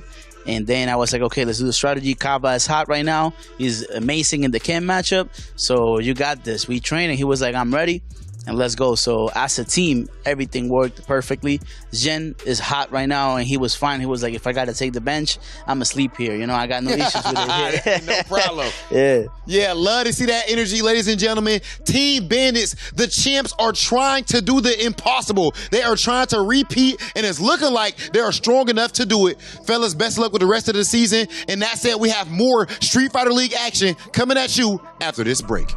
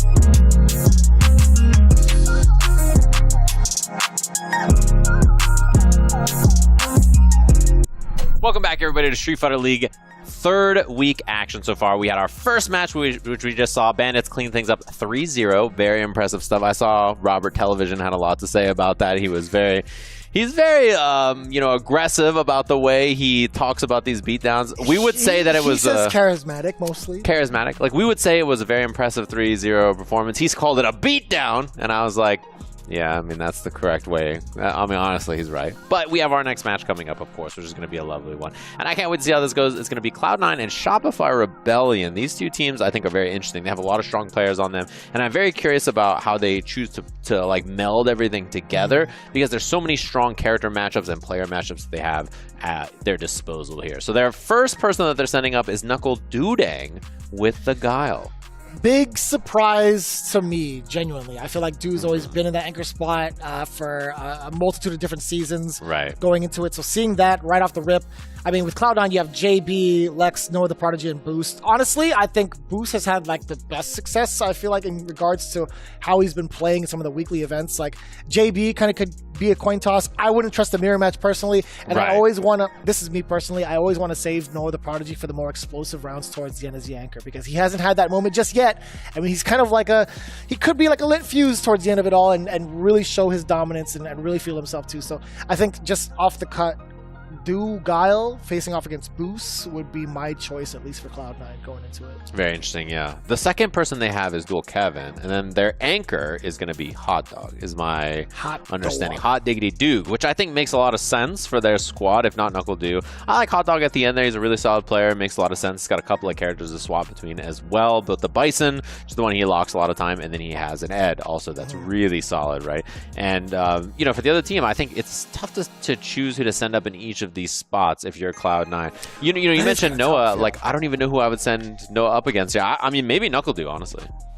That makes a lot of sense too. I understand it. Like, I think there's just moments where like Noah the Prodigy kind of wants to play to his persona and the way he is as a person to kind of like get the big points. He wants to play in the big dog role. But it makes sense too. Like, if you were to like really think about the rest of the order, I wouldn't like JB against Hot Dog. I don't think I really like Rashid against like Bison. Okay. Dual Kevin. The mirror. I don't know if I'd like that either. Yeah, that's the thing about these two teams. I was mentioning in the beginning their matchups and their character matchups being a little weird. They share a lot of overlap, so it is a little odd about who you pick where. Like, do you want to force mirror matches? Do you want to try to like pick the other matches? Like, you send your Rashid against their Guile, your Guile against their Rashid. Like, what do you want to do there? It is a little awkward, I think. So overall, I think if I were to lock it in from Cloud9, I think I might... do you take a risk with Noah the Prodigy first? If that's the case, then sure. We'll do Noah...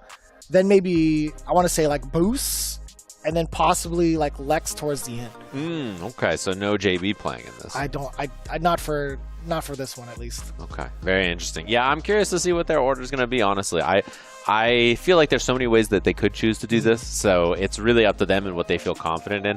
My guess would be Lex fighting Kevin because of like the experience there on that, but I mean, we'll have to see. Yeah. I'm very, very curious to see what their approach to this is going to be. And also, just in general, it's always fun to watch kind of like what the team's breakdown of what their strengths and weaknesses are, because sometimes it's like the team decides this is the best person, or sometimes one person is like, it's me. I'm going in, guys. I got this. I feel like that's Noah. He's that dude sometimes for the team. Yeah. Right? So who knows, man? You also have like Boost, who's been doing a phenomenal job these last couple of weekly events, dude. He's been so damn consistent. Right. And he's still such a wild card at the same time. Not a lot of people have that type of Boost exposure. going into it right now, we talked about it. Boost being one of the big anomalies here for Street Fighter League. Only because I feel like if you haven't been watching the weekly events, you wouldn't know about him. Well, let's get that in-depth insight with RobTV standing by with Boost, part of Cloud9. First time on Street Fighter League. I am here with a young star in the making, Boost. What's going on, bro? What's going on? Performed pretty well last week. Got 20 points. Lost the first one, Cabba. Pretty unfortunate. Had a trade on my crouch mini punch. That would have been the round for me, actually, but, you know, not that big of a deal. Move on. Boost. Yeah. I just was asking how you doing. This is like when you out in public, you be like, hey, how's it going? And then somebody be like, oh yeah, my grandma died. You know what I'm saying? I'm just saying, what's up? You good? What's up? Give me one more time. Now, with that being the case, Boost, I got an important question for you. Are you a robot? Are you AI? No, I'm flesh and blood, like everyone else. That's exactly what a robot would say. So I'm not 100% sure. I have heard that you are somebody who is extremely analytical when it comes to the game. You're heavily X's and O's. You like to research a whole lot. So tell us about, like, I guess you're somewhat about like how you approach the game behind the scenes. You're not really a field player. I just look at every situation in the game as rock, paper, scissors. Yeah. Every neutral situation, every, well, strike throw, obviously. Then like non-offense, defense, strike throw. That's like RPS because there's a pool of options that beat each other from both sides, and you have to choose like valid options, right? Yeah. And the human element comes with the biases. The human element. Yeah. Human. It's not, nobody just cycles at random. There's biases on what options they prefer. Yeah. Okay, so I want to ask you outside of Street Fighter. We see how deep you are into this, how passionate you are about the world of Street Fighter. But behind the scenes, I've heard you making jokes and everything. You're definitely a super funny dude, right? You like to troll and all that. Tell me something about, let the people know about Boost outside of Street Fighter. What do you like to do outside of the gaming side of things? I'm definitely into like music a lot, specifically Japanese music. One of the guys that did the endings for Yu Yu Hakusho. Yeah. Like I love their music a lot. Their music, you know, changed my life. My dream is to one of my dreams is to translate like all their songs. Translate their music? Yeah, because like it's not deciphered yet, not translated. Okay, like, okay. I don't know the meanings behind them yet. Okay, Boost, I tell you what, this season, I expect extremely big things from you. You are one of the strongest players that we have here. And some people might not know that yet, but if you don't know, now you know, you got to recognize. My man's Boost from Cloud9. There you go, words from Boost, of course. A very fun person to talk to. I talked to him a little bit backstage. There was a little bit of chit-chat before this all began. And yeah, I'm very interested in the coaching from JB. He obviously did some coaching in the Slam that we had a while ago, which was really fun. And I think his coaching style and that he's, like, the way they described him, his teammates described him as a sweet lad. That's the way that they described. They were like, JB is a sweet lad. He's just so kind. Yeah, he's just so nice. He's like the nicest person in the world. And then you watch him here, and I feel like he's a lot more. He's like so locked in and focused. You know, he has like a different approach, which I think is very fun to watch. And obviously, he's a world-class player. Him and his brother, especially, I think have been making a big splash in that road together for this team for C9, which is really cool to see. And I'm curious too. They mentioned about faking people out with no headphones and stuff and advice, like what's going on there. So there's some games afoot.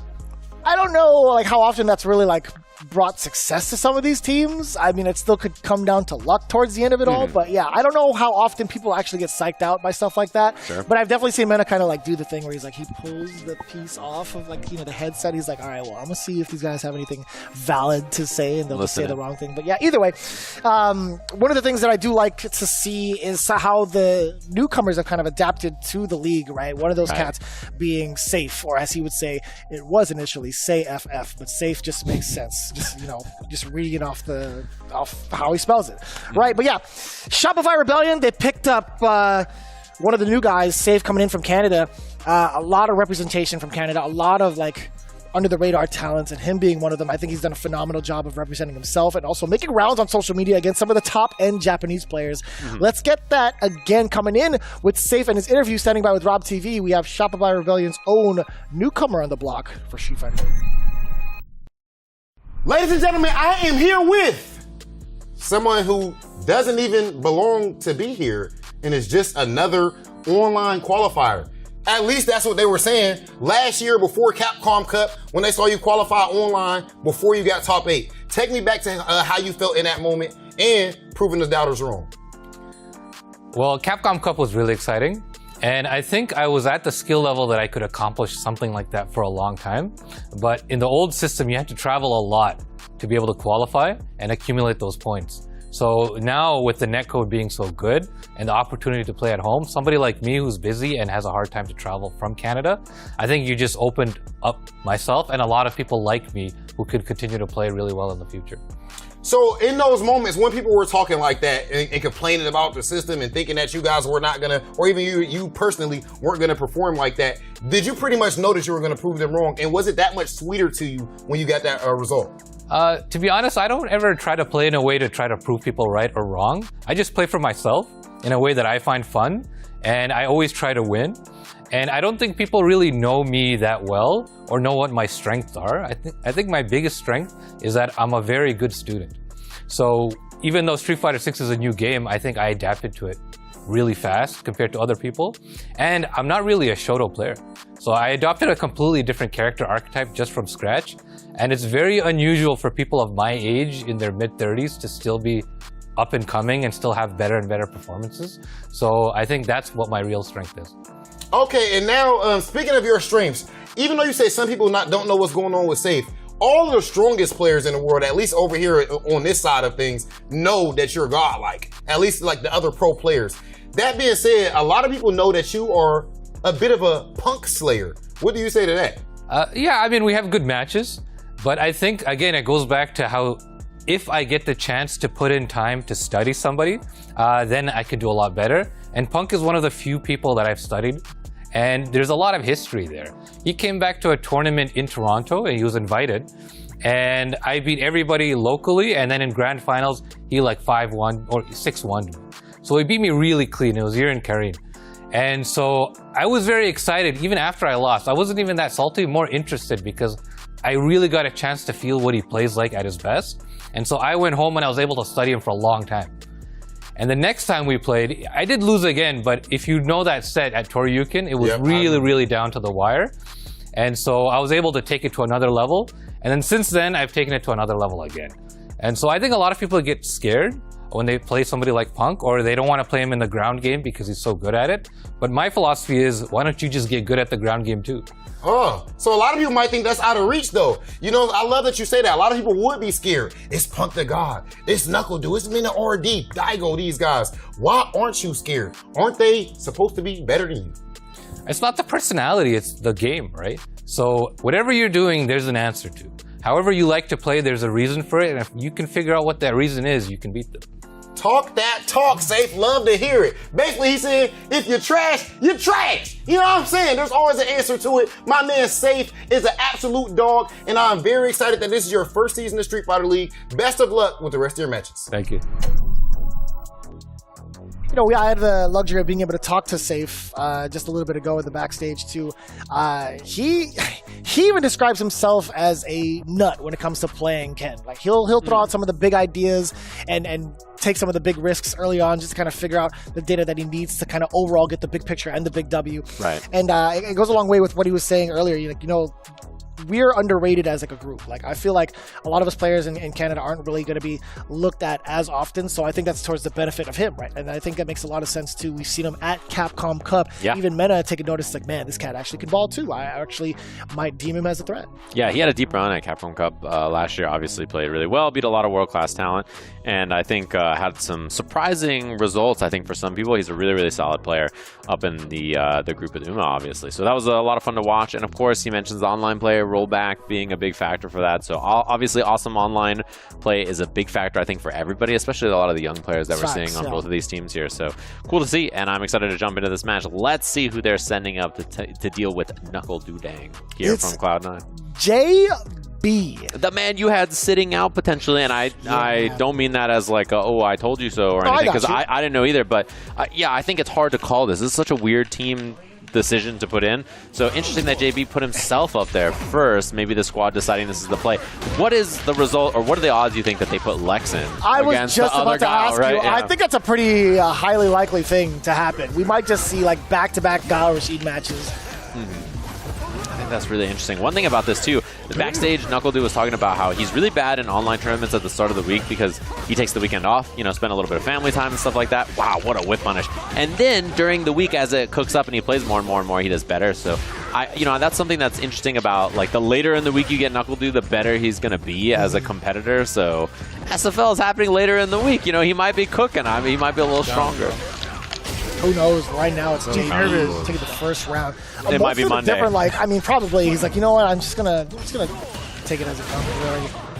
I like that response. You know, it's just so deceptive to see a standing Guile animation from the parry and still having that charge mask. Bro, check him, PC. This guy JB. What is happening? How many perfect parries in a row? Is that SK Overwatch? It probably is. That was so many nice snipe there from KnuckleDu. SK getting that many parries in such little time and such little practice with it too. Oh my, these two are cheating. We're both. Can we get somebody on the replay? What's going on here between these two? Baits the throw, gets a back throw. You can swap out of the corner here. But the jab on the overhead. Oh, that's so deceptive too. Not quite dead. Oh, jab out. Tried to overhead. Had the meaty and thought it was going to be a combo because, you know, why would you be getting hit there if it's not a counter hit, right? Maybe just try to counter hit, confirm it was a regular hit, didn't get the combo. Maybe looking even for a meaty jab, but now a little bit more. Yeah, you can feel kind of the swing of the match suddenly going in KnuckleDu's favor. Dude, his perfect parry success rate is pretty outrageous, but it's not gaining him much ground, right? That's the problem with dealing with Guile. Yeah, it's been a pretty big nuisance. You're forced to kind of play that game against Guile no matter what, right? Big jump in. Had the hit, did not believe. Raw overhead, level 2 is available. Does not pop it just yet. I think maybe looking for one more knockdown or like maybe slightly closer to the corner here. Ooh, he's dancing. Oh, he dancing. I was waiting for it. Like, it looked like he was pumping that motion, heading backwards. Throw into the corner. You can kick in the tornado here, and that's what he does. Mix now, overhead off it. This is huge damage. He also has level 1 available at the end of this. Doesn't get the hard link, and the wake up buttons into CA. That's huge damage and a lot of drive gauge getting stripped. You get to set up at least a free sonic boom because of the spacing, then possibly across to get the burnout. If this match, that's bad for JB. He fell on the fireball. If this match goes much longer, JB might build another level 2. Nice, not to take the bait. Drive reversals out, but KnuckleDu sitting on a lot of resources. That actually stopped him. You saw the startup of the overhead, but he's still technically grounded. That's messed up. Okay, so one thing I noticed Du likes to do a lot is he likes to parry after blocking a jump in. Also, when he has level 2 out and he's like at that distance when he activates level 2, he's doing a lot. If you think he's gonna jump, like try to react with air throw. You got some time. It's like a regular. It's basically treated as like a regular jump in. It's like the same timing as a regular jump in. You're playing great, bro. But I feel like JB can also kind of play that style too. He can also know, he knows when to kind of slow the pace down. I love the way he plays his offense, also with Rashid too. But in most parts, if he has to slow it down, he does so effectively. I like that counter hit confirm we just saw from JB there, right? And immediately after, Meaty gets the combo into the crouching medium kick. And yeah, listen, the secret about Rashid, that setup, it's a lot easier to go low and throw than it is to do the overhead. The overhead's like manually timed, so you know, it's more likely that they're going to be going for one of those other options. Meaty crouch, medium punch, and that's the easy peasy kill for JB there. I always thought that was like the funkiest frame kill with Rashid, just back-to-back crouching medium punches. Yeah, his frame kill for like light Eagle Spike and medium Eagle Spike are both just mashing crouching medium punch a bunch of times in a row. It's kind of funny. Yeah, you just mash it until they get up, and it's just like, yep, that'll do. Angle on that was really tough to stop. Now coming in with the booms, JB, I feel like he's trying to go for the dash and maybe get that run to get that slap, the leg slap on the other side to avoid the fireball, but that's just way too difficult to try to manage within the spacing at the speed that KnuckleDu's been throwing these booms. Yeah, doing a good job of just chilling in neutral, not falling for a lot of shenanigans. JB can't really wrestle control of this match back without spending some kind of resource here. I think level 2 is probably the biggest way, but I don't know if he wants to commit all that resource. Nice. I think if you're JB here, you're probably expecting this to go to another round now. This is a long road. Could get as much meter as possible all the way through. Yeah. Give him that level 3, but at the same time, if the longer you let KnuckleDu like prolong this round, he's going to get over it for himself too. Pretty close to a solid puncher for Du. Actually, look at that match point. Unfortunate too that the double jab into the third one whiffed for JB there. He had to do jab, jab, medium mix, or jab, jab, drive rush. Wasn't quite ready. These angles are rough, man. And JB's got to find a way in. Yeah, all right, popping this. Gonna try to strip a lot of drive gauge off of this. Overhead baits the throw. Jesus. Coming in. Oh, that's a huge find as well. Corner pressure, looking for the throw. KnuckleDu stuck in a bad spot now. JB doesn't want to overcommit on his offense. You saw the backdash there. Nice whip punish. Safe jump. No, this is an empty jab. Weaving in and out of the ranges too, kind of like tempting KnuckleDu with some of the mediums that he's throwing out. Like standing medium kick is so catch. But no, he catches the solid. JB stays alive, brings it to another. I swear to God, he's gonna start getting flash kick heavy. I swear to God, I'm looking at JB. He likes to stand in the corner a lot, so walk up, low forward would definitely work. Yeah. He's standing up to make your crouch fierce rip. I also think it's fine to jump there because if you get flash kicked, back to full screen, you just pop level 2. Sure do. You know, you have the meter there, so if you're JB, that's a pretty fine guess because, like, all right, I got flash kicked, I parry the boom on wake up, I throw EX whirlwind, and then I level 2, right? Like, that was going to be the plan, so he was pretty chill either way, I think. It was probably not too bad. Oh, that's big. Yep, punish counter, he gets the heavy punch link afterwards. You rarely get that in this matchup, I feel like. Yeah, it's not easy. You got to be super predictive. I mean, even against regular fireballs, you usually have to be pretty predictive with that, but against Guile especially, you got to know. Oh, no! What a bait. A little jump light kick into the throw action. I like what we're seeing here from JB.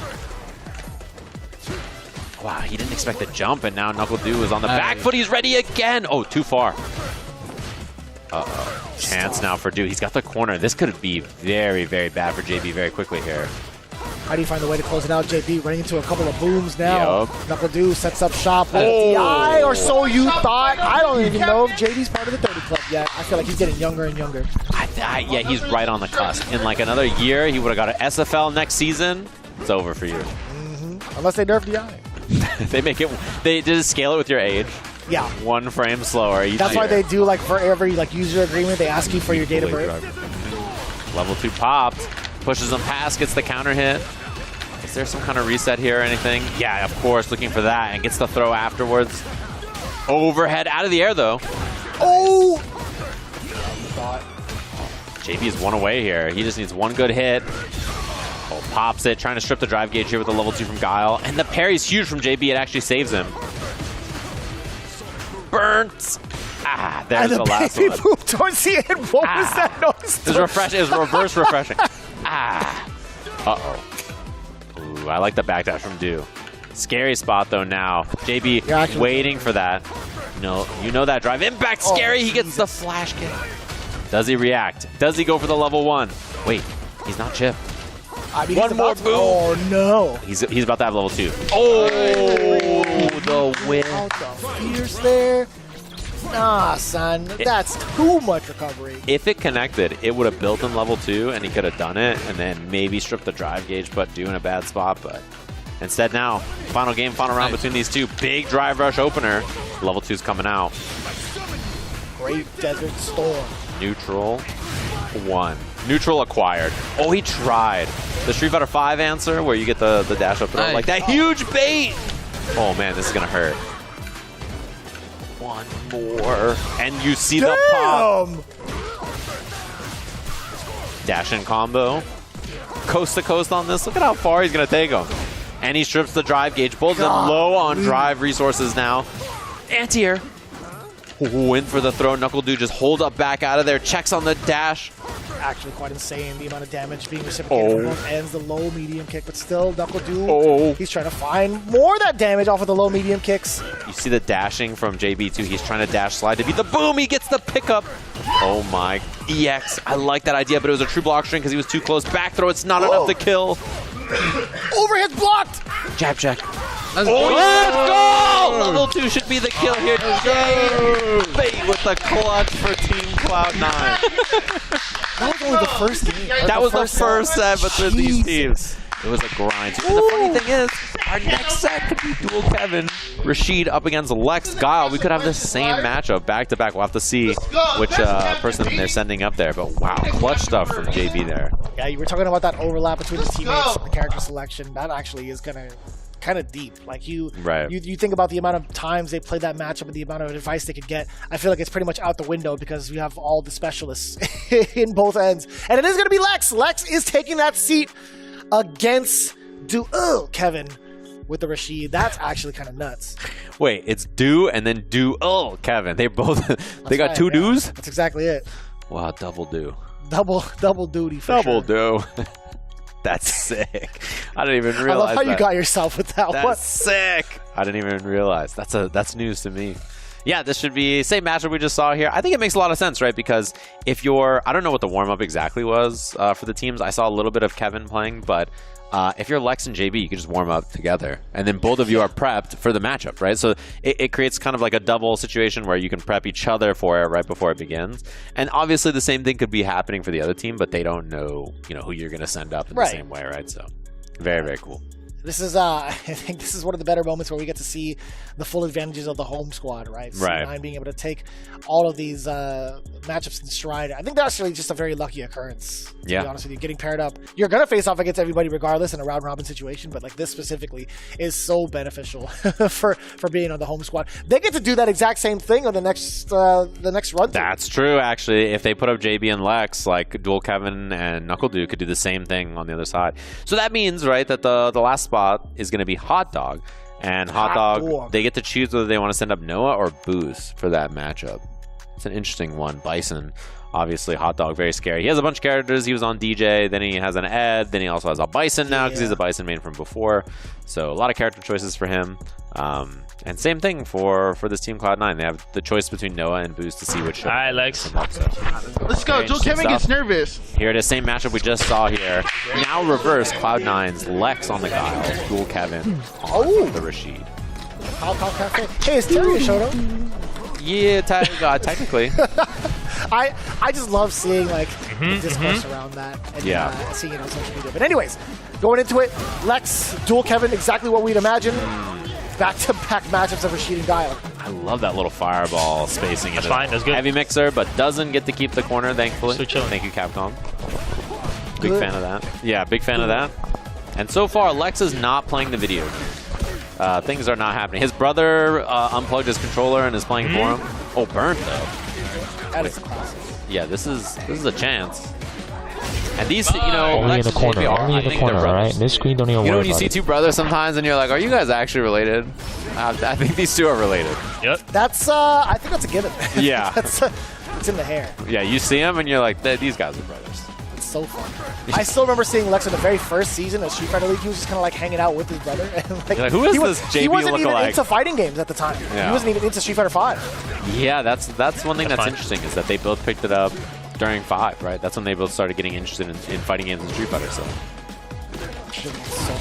Right here, right here. It's man, up until this point. Oh, double rush. Level 2? No, he built the level 3 on the boot. He's playing at a Gave him that extra. He's not even Doesn't kill him though. Yeah, I was gonna say not quite enough, but oh my, again? Do it a third time. Repeat offender. Tasty Steve would say you could go to jail for that. What are you probably Level 2 time? Probably. I feel like after 2 strikes, maybe. Lock the low. If he doesn't build his drive gauge back, is he just dead? There we go. Drive gauge back. He endures. Nice. He didn't go for the bait. Let's go, Kel. He's young. You're good. Green. When he's young, man reaction is the thing that got him killed. He knows it too. He pressed the button. If he looked at the player count, he was like, "Oh no!" After he's parrying so after he parries the boom, he likes the after he perfect parries, he option selects the jump. Yeah, when it's close. Okay. You get it? Yeah, I got it. Well, I think it was low enough where you could actually throw out a normal. Like whether or not the armor is there, I think he would have been able to take out Dual Kevin. Yeah, Kevin was very low. That's for sure. It's just whether your normal is going to make it in time or whatever it is, that's for sure. Sometimes you think it's enough and then you hit a button and then they just absorb it and you're like, oh, yeah, it does not feel good. Strings him up, walks back, looks to bait something. Oh, plus frame there. Just pulls up after. Lex with a chance to get out of the corner here, but tech from Dual Kevin. That means drive gauge gone and also still corner positioning. That's not too bad. Taking some of the drive gauge. Big. What a jump. The mix. Oh, had the overhead. Didn't believe in the hit, though. And also went for the Arabian Cyclone. That was punishable there. I think he was trying to link medium after his medium punch, but then, unfortunately, just a little late on that. Wow, that's huge. Sweep, side swap. OD spinning mixer, get off of me. What do you do about this now? Okay. I thought he was going to set up shop with a couple of normals, but he'll jump in with dual Kevin. Oh. Possibly making the read against the Sonic Boom. Could have done it again, but His jump timing has been very good so far. Uh-oh. Close to level 2 as well, so even if Rashid gets pushed back, he's going to have the meter. Set point now for dual Kevin. Are these Rashid players just beating up these Guile players? Is that what's happening here?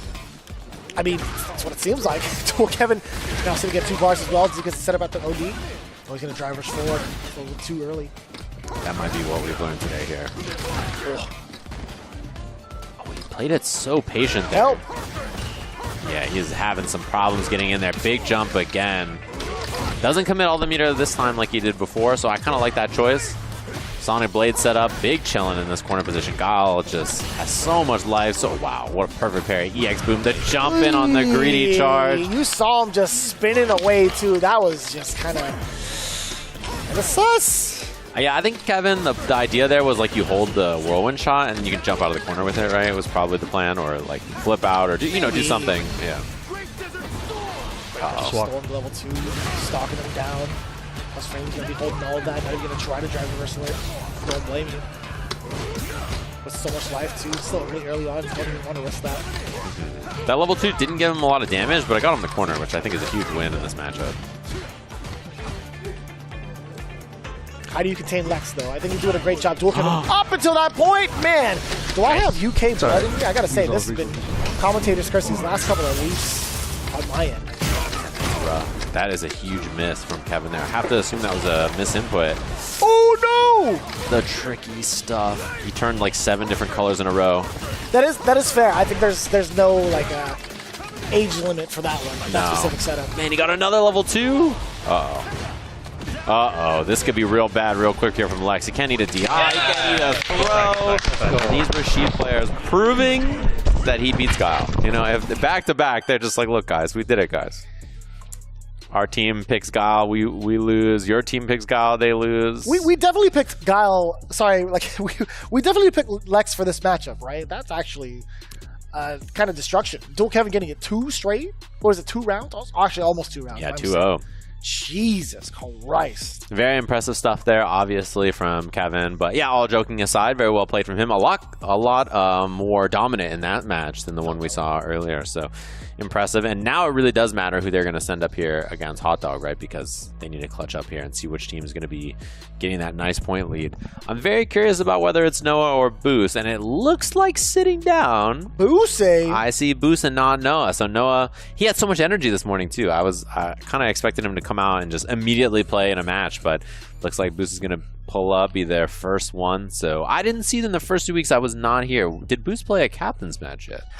In day 2, he actually didn't play in the anchor spot, but he did play a very pivotal role in getting 10 points against Mena RD, clutching it out at the very end too, where it was like pretty much back and forth per round, and he had to do a really big Hail Mary where he caught Mena RD like up close doing an OD uppercut. Okay. But yeah, he got the last 2 games against Mena RD in a very, very close fashion. Other than that, they won. Looking at Cloud9, Boost played off against Cien in very similar fashion. He lost the first game and got the rest of it. So he's got 100% win rate, 20 points to his name.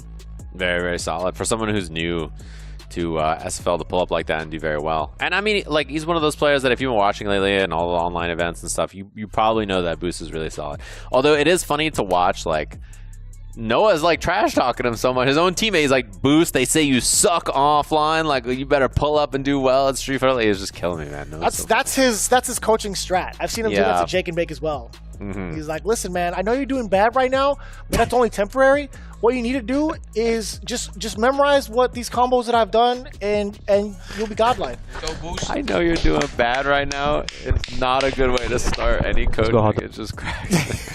I know you're bad right now, but you might not be soon. And if you're not, like, that coaching just killed me. It's so good. That's what it was. I definitely had full-on conversations with Jake, and I'm like, listen, man, you're doing just fine. Yeah. Don't listen. I gotta get Noah for a slam, man. Oh, dude, wait. I can't wait. Man. Please get this kid on your program. Get him on your show, please. Yeah. 2 players I'm a fan of. Hot Dog is my late night stream. Hot diggity doo. Usually at like 1 or 2 a.m. my time. I'm in bed trying to go to bed, trying to sleep, and Hot Dog is streaming. He's just up. Yeah. Hot Dog profile picture on there. Easy peasy. He's chilling, doing some gaming. One thing is, I think that Ken is pretty solid in a lot of aspects in this matchup. He basically always punishes scissor kick, which is really nice. He has that 5-frame light now, kick. Yeah. Yeah. This is a really annoying part about the matchup for him. And in general, on the ground, I think Ken's got a lot of really solid stuff to represent here. So how was that, Steve? I don't know. I can't be ass boost, not me. I had to pull back the sage jam and go for your personal. That was actually just raw. Oh, he perfect parries those. That's my streamer. Yeah. Remember his stand jab after the heavy punch, not crouch. There's room to grow, okay? I know you're doing bad right now, yeah. I know you're doing bad right now, but you could be good soon. Yeah, I like one thing that you should take advantage of if you have like a buttons into drive rush is you can put gaps in against characters like Bison that don't have an OD reversal. Something that you can really kind of bully them with, make their lives just really not fun because they just don't have the ability to beat it. So you have to force them onto some kind of guess. Go. That's gonna be easy level 3. You just sent it at him and said what up. And I'm curious if Hot Dog sticks with Dixon. Yeah, that's good. Even that can't even be protected. Yep, -2 situations. They're not even helping him. Carry in that situation. Let's go, Boost. You're the best Ken in the world. Sorry, if you want to talk, take off your headphones. -2, like he might be Okay. heavy into parry. Yeah, you're smart. Yeah, so watch out for your reversal buttons. His pressure is very organized. Okay. And if you try to jump out of the corner, most likely will be DP. So don't waste your health. But he's locked back into the Bison. I think either pick is fine, honestly. I mean, both of the characters are like game-definingly powerful, right? In this version of the game, we see them a lot, and they're basically everywhere in every tournament for different reasons, right? Ed is like the control character. Bison is the character that kind of just makes you have to deal with him. That's sort of the way he is. Oh my. Word. Did he watch the video about Daigo doing that? I just saw it this morning. I was like, Bruce is probably doing the same thing. But like, how much time has he had on a setup to start doing it? That was raw. It's raw. Excuse me, send it back, you donut. Don't call him a donut. Wow, look at that punish. The range on light kick to punish the scissor kicks is really pesky for Bison to deal with. It's like him and Ed, I think, are the 2 5-frame punishes that give Bison problems. Makes a lot of sense. Ken is privileged, man. He does have that good 5-frame light kick. It's annoying to deal with. I love that was nice. Go, Hot Dog? To get the burnout there, by the way. Very smart from Hot Dog. Tricky, too. Like the EX head stomp, like that, your timing for parry is going to be early because you see him up in the air and then he delays it a little bit. So I like that option. You get the Psycho Mine applied. What do you do after this? The forward throw. You get so many options off of that, too. Not too bad. Boost just taking the throw. That's what you're supposed to do, they say. Unfortunately, it does mean a lot of life gone. Oh, that's bad. And it's about to go off. I like the parry on that, and a good check. Chance for boost, but so many resources for Hot Dog here. Strings them up. Hot Dog playing it nice and slow. Trying to interrupt on that drive rush in. Oh, he is just... Oh, my. Oh, no. He puts himself in burnout. Nice. Burnout action with CA. It's only 2 hits into DP. Is it? I don't know, I don't think so. Okay, not enough to kill. And now Chip is a big problem as well. But Bison's going to get chipped instead. He had a challenge there on Dragon Lash being 0, but I think he was a little afraid he didn't have the life to do it. That is kind of tough. Like, you maybe try to bait out a super 2, the boost. Yeah. I don't think he was going to let off the gas regardless. You have to make that read as Hot Dog. And Hot Dog has a lot of meter to work with here, but this spawn defense sucks. Oh, you heard the tap parry. You get the back throw. A lot more control now for Hot Dog as he gets that. Oh, that was a little bit too soon. What an answer. Knowing that Hot Dog was going to try to back throw him or something there into the corner. Nice. And he finds the hit. Nah, Boost. He's not really mad. Slow Good shit, player, baby. so like Good what shit, we good shit. talked about recently, where you were using stand meeting kicks against me when I play slow, and because he prepared to stand fierce the first round of this game, right? You can mix up with the stand meeting kicks, and you know it's just a great tool against a player like him who plays really slow, really hard to whip punish. So you might be able to mess with that more. Alright. Yeah, and be careful with the DI in the corner, because he can react to it pretty consistently. Play your game. Okay. Why don't you nervous, bro? Let's go. Lock in, Boost. Lock in. You're the best 10 in the world. It ain't over yet. For Boost, man, just like, you know what? I'm going to throw out some of these OD uppercuts in moments where I know it's not my turn. I'm going to see how they react to it. And he's been pretty successful at that so far. I mean, like, you got to throw that out in high level regardless. Right. I don't even know if that's a necessity, but like Boost has been fighting a lot of success with it. So be it. Just keep going with it.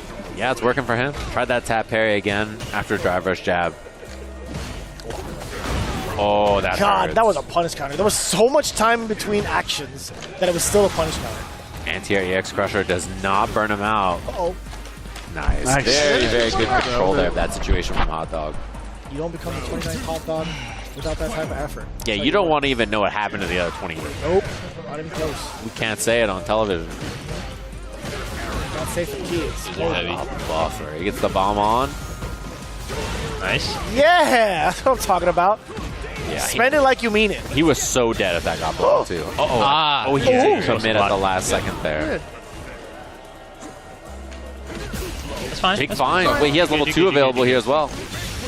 Punisher, no, Wait. level 1 still. Not good. Bada bam. Not enough. That's because of the drive rush route he went for. Nice. Oh, take a little break. Yeah, so the first thing I want you to do is, so after you do a block string like stand like punch, stand like kick, he always does stand like kick after. So I don't know. Stand medium kick? Sorry, yeah, he always does stand medium kick after. So I don't know if you can space him out when he does that. You might not be able to, but you might if you walk back enough, and then you can whiff punish with like crouch fierce. Crouch strong. Yeah, or I don't know if crouch strong whiff punish, but yeah. So that's one read I got on him, like literally every time. So what I would do if I were you in neutral, try walking up, hit like a stand like kick, and then walk back. You'll see. All right, I got it.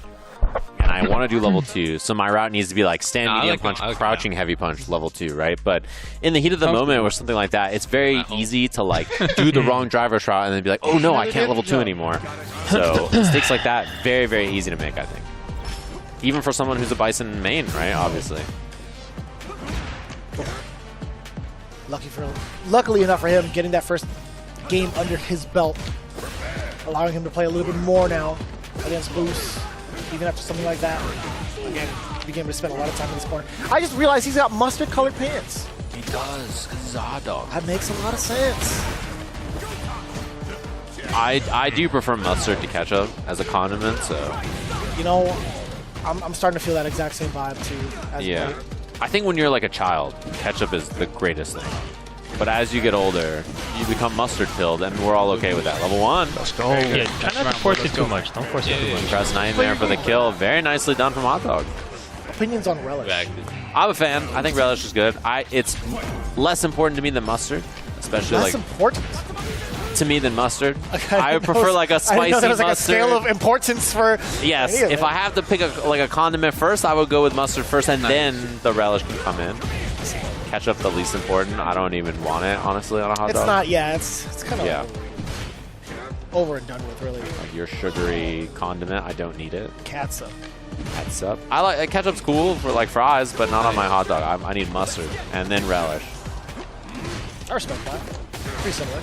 I mean, hot dog clearly is that way with the yellow pants. Walk in and out the row. Burnout's a big threat here too. I'm gonna relish the moment having this burnout and the corner positioning. See if he can muster up the skill to get out of this. Nice. Oh no. Yeah, I think right now he's just playing catch-up against Bush's life lead. Keep it down, man. I had it, brother. He hit him right in the buns. Oh, boy. Oh. Does he commit there? Or is he going to be a wiener? He does. Very impressive stuff there from Boost. Huh? Those are all the things. There's Okay, nothing left we got it, anymore. we got it, Yeah, we there's got it, nothing we left. Guys, we get paid to do Cut the video. I'm sorry. Post-production, please. Hello? Oh, wow, what a check. Perfect parry, a little jab action. Bison's jabs are sick, by the way. He's got a great jab. It's so far. Yeah. And it's purple. Yeah, and he gets crushing medium punch, counter hit link after, which is really nice, and an EX scissor kick. Man, he has perfect parried a lot of this. There is a way to kind of like get that recognition going. If you see kind of real Dude. there is some time. He's a machine. RobTV tried to get that answer. Boost was not going to give it to him. He sees the frames. He's so ready. One hit could do He it. is the chosen. Yeah, he's got the hair. Uh-oh. One more could do it here. Hot Dog has to be very careful about this. One hit. I mean, a throw now is very close as well. Throw might do it. Delayed action. Let's go! It's over! Got smothered in the corner. Boost clutching up for Cloud9 up against Hot Dog. 3 games to 1. Boost is looking kind of phenomenal, man. Most of the time we kind of take note of like how people are doing in regards to their matchup spread, points earned overall. Boost is looking to be that guy, the newcomer. I had a feeling too, man. As soon as Cloud9 picked up this cat, I'm like, dude, he's been taking out some of the big names you would see on a Capcom Cup stage on a consistent basis, week in, week out. It's nuts. Yeah, definitely a very strong player. And the thing is with how the internet is now, we talked about this with the Safe interview earlier, how the internet is now, like if you participate in these online events and you're doing well, you are probably a threat to world-class players, right? Like if you can participate against all of our best players in whatever your region is and do well, whatever your region is, right? It doesn't have to just be here, but if you can participate in, your region's events, beat the best players in your region, you're probably a world-class threat because those players are world-class threats, right? You might as well be in the same kind of category. So Boost is someone you definitely have to be watching out for because if he can beat the best players in the US, then why can't he beat the best players everywhere else? Yeah, I think the biggest question is, does Boost have it in him to kind of last the, or like kind of play out the endurance test? Right. Throughout the longevity of Street Fighter League, right? What happens if he's going to be on the away side and he's forced to play in some of these situations where people have the download, people have the data now in such a short amount of time? So we'll see how that plays out. Again, Boost, I feel like there's nothing really much else to download about Ken because Ken is like one of the most common characters you're going to face off in not only just a ranked, but also in a premier event, in a World Warrior event. So it's kind of difficult to even have that type of strategy against Boost because he plays in such an unorthodox way, but it's also his defense is phenomenal. Yeah, the problem is he's just good. Like it's not. It's like hard to strategize against someone who are like the response is like, it's not like how do I prep for their character? It's like this guy's just good. Yeah, that's a what rough. do you do? You can't even pick apart the person. This guy is actually a robot. Yeah, Boost is playing really well. They're obviously doing incredible, of course. And we have to thank all the people who helped make this incredible event happen. Asus is helping level up your gaming experience with the Asus ROG monitors designed for both console and PC gamers. The Asus ROG offer various panel types, including stunning OLED displays and the highest refresh rates. Visit asus.com to elevate your experience today. And if you guys have been enjoying your moments here with Street Fighter League, what better way to capture those moments with SteelSeries Moments being the easiest way to record and share your gameplay with your friends. Moments in-game with auto-clipping allows you to capture and share your clips anywhere at any time. Again, be sure to take advantage of that. SteelSeries Moments, a big partner here at Street Fighter League. With that in mind, again, we have another match pretty much down quickly, I gotta say, man. C9 coming in with the fire against Shopify Rebellion, but we still have a third matchup to go before we even get into that. We do have the interview standing by with Roberto Television and Cloud9. Let's take a look. Team Cloud9 got something to say. JB, Boost, of course, Lex. No, you ain't really do nothing, bro. I ain't gonna lie to you. He said, I don't care, I just want to work for my team. I don't care, I'm gonna troll you regardless. That said, JB, has my man's Minna started a new trend where the captains, instead of going to the final spot, you're leading off? Yeah, I mean, one thing I know is that me and Lex are practicing for Rashid Gao, right?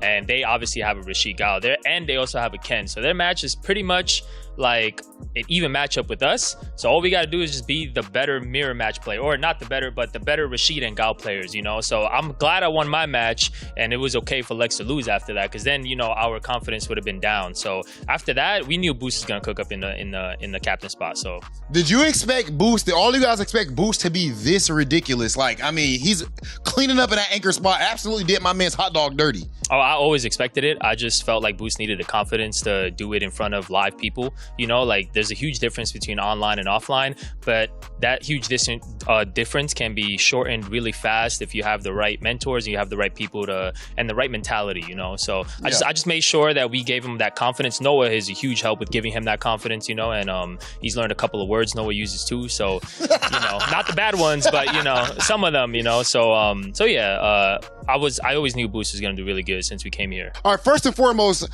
what did you just call yourself and JB? He's Steph and I'm KD. This is Steph and you KD. Okay, Yeah, I absolutely love that. I'm the reserved one. Yeah, I mean he's also reserved, but you know it's a little different though. Yeah. Okay, now I need your super robot analytical answer on how you dismantled my man's hot dog like that. That was crazy. In general, what was your strategy? Well, of course, like I didn't really act first. I kind of just like waited for him to jab, and I play RPS off that. He's either gonna do heavy punch or scissors.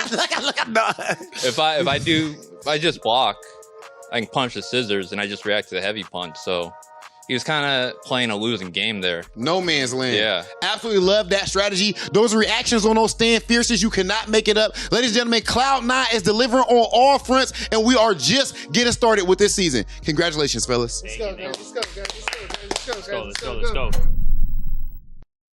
The time has come to share with you news that's bleak but sadly true. I'm talking of the fell black blight, a spreading darkness, endless nights. The environment's changing and the monster population's taken a nosedive. Blackgrass, rampaging monsters. What do you know of this corruption? This so-called black mist is actually the Black Blight. Then there'll most likely be a blighted monster nearby too. Looks like this whole village has been blighted! Do we know what the blight is or why it's eating away at the world? No. But we know that it attacked our home and that it must be destroyed. The kinship stone commands the might to purify this foul black blight. And we're gonna stop the Black Blight!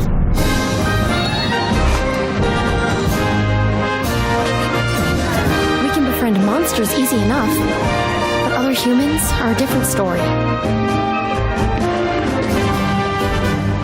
Hunters and riders. Like, they both respect and live with monsters. They're the same that way. I've been waiting my whole life for this. I want to help my friends. Everyone. But right now, evil is growing in power. And soon, this whole world shall be devoured. Yeah! We got claws for concern! Wrath is blighted! You can use it to stop the blight! But I'm curious about this kinship with monsters stuff. So I was hoping you could show everyone what it means to be a rider.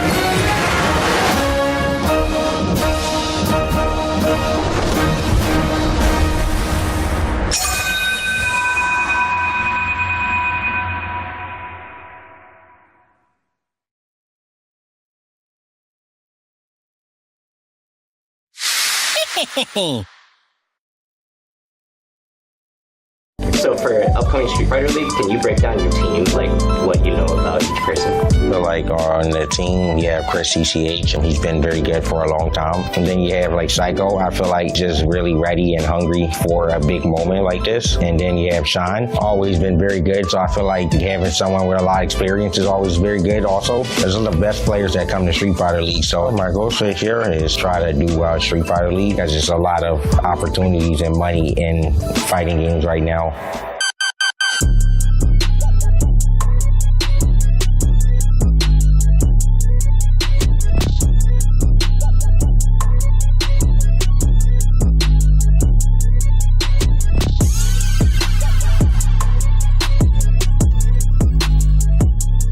Match number 3 is underway. We have FlyQuest facing off against Fighting Spirit. With the order coming through from the away side, we have Fighting Spirit throwing out Rashid, Oil King first, Akuma, NL second, Bison with DCQ. Now, this is actually kind of wild. FlyQuest has some of the most dominant groups of players that we've seen thus far in Street Fighter League. I should have said individuals, really, because again, these guys are absolutely nuts as individuals thus far in the CPT. Yeah, and they started the day with such a really impressive score as well, right, from the first couple of weeks. So I'm very curious to see about who they send up first. We talked about this earlier, but they have Punk. Very, very dangerous person to just put in the third slot basically every time if you want, although you can flex him and put him in some other places. And all they've played so far is my understanding, and they're all really, really solid players. Who they choose to send up where is always going to be the question, of course. And like whether they put in Psycho, or whether they put in ChrisCCH, whether they have Shine play, they're all really solid. I think they'll probably always have Punk play as my guess, but all four of those players are extremely solid, some of the best players in the country, so really good options. One of the biggest things that we highlighted even back at the team reveal, Punk had mentioned the reason why he had chosen the exact squad is that he wants to make sure that he has a couple of characters that keeps the rest of the players guessing, but primarily he wants somebody, at least one person, to really be able to be that threat on the anchor spot. One of those players being ChrisCCH, and I do believe RobTV is currently standing by with that man. It's coming back into Street Fighter League. Let's see what ChrisCCH had to say being a part of Team FlyQuest. Christopher Hancock. What is going on with you, brother? How's it going? I pronounced your name hard as hell. That's pretty good. That was pretty good. Okay, so a couple of years ago on Street Fighter League, that was when you were with CLG. And I remember in the playoffs, you knocked off the top dog. That was Nasser. They were supposed to win the whole thing, and you smoked them. Take us to that moment. How did that feel? Because we never ever talked to you about it. Yeah, that was a really great moment. I really think, like, reflecting back on that Street Fighter League, I think that's probably the best I've played ever in my entire fighting game career. I think the whole event, I was just super focused, and I feel like I was like ultra prepared for everybody there.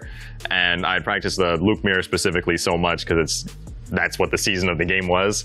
And I remember I was kind of struggling at first when I lost to Mena and Punk in the loop mirror, and then I 3-0'd them both in the latter half of the season. So I was very happy that I was able to pull it back, and that was a very emotional moment, especially because my whole team back then, we were all very close friends. So that was definitely one of my favorite moments from Street Fighter V. So now you guys are clearly looking at the standings. FlyQuest, you guys are at the top, and the other teams are hunting you. Is the same thing going to happen? Yeah, it was a little bit of a different experience being on FlyQuest this year, because like on CLG, I ended up being the anchor on the majority of matches, whereas obviously now Punk is the anchor of this team. But I feel like I have a very important role to fill in terms of there are some matches, whether it's 10-point matches or anchor matches, where I think I'm really strong and I'm really prepared. So my focus is just making sure that I perform well in those matches and like support Punk and make sure he's playing as good as possible and giving him good advice whenever he's playing. Let me see this real quick. Is this silk? No, this is just like a thermal. I think it's silk because you know they say it's hard to get up and work out and run in silk pajamas. That's what you sound like right now, ChrisCCH. Everybody knows I'm good now, so I ain't gotta have that dog. So at this point, what are you really trying to prove? We do know that you're a very strong player. We know that you're one of the top players that we have in NA, especially on the West Coast. So what is left for ChrisCCH to prove? I think I still haven't proven that I'm at the level I was in 5 in this game yet. I think I've had a few good performances, but mostly online. I haven't really had a single performance that I would say lived up to the standards I set for myself offline. So I definitely feel the need to still prove myself in this game. And I think Ed's an interesting character. I think he really suits my style super well, but he's also really, really difficult to play. He's really strong, but you have to play so good to actually show how strong that character is. ChrisCCH, nothing but respect.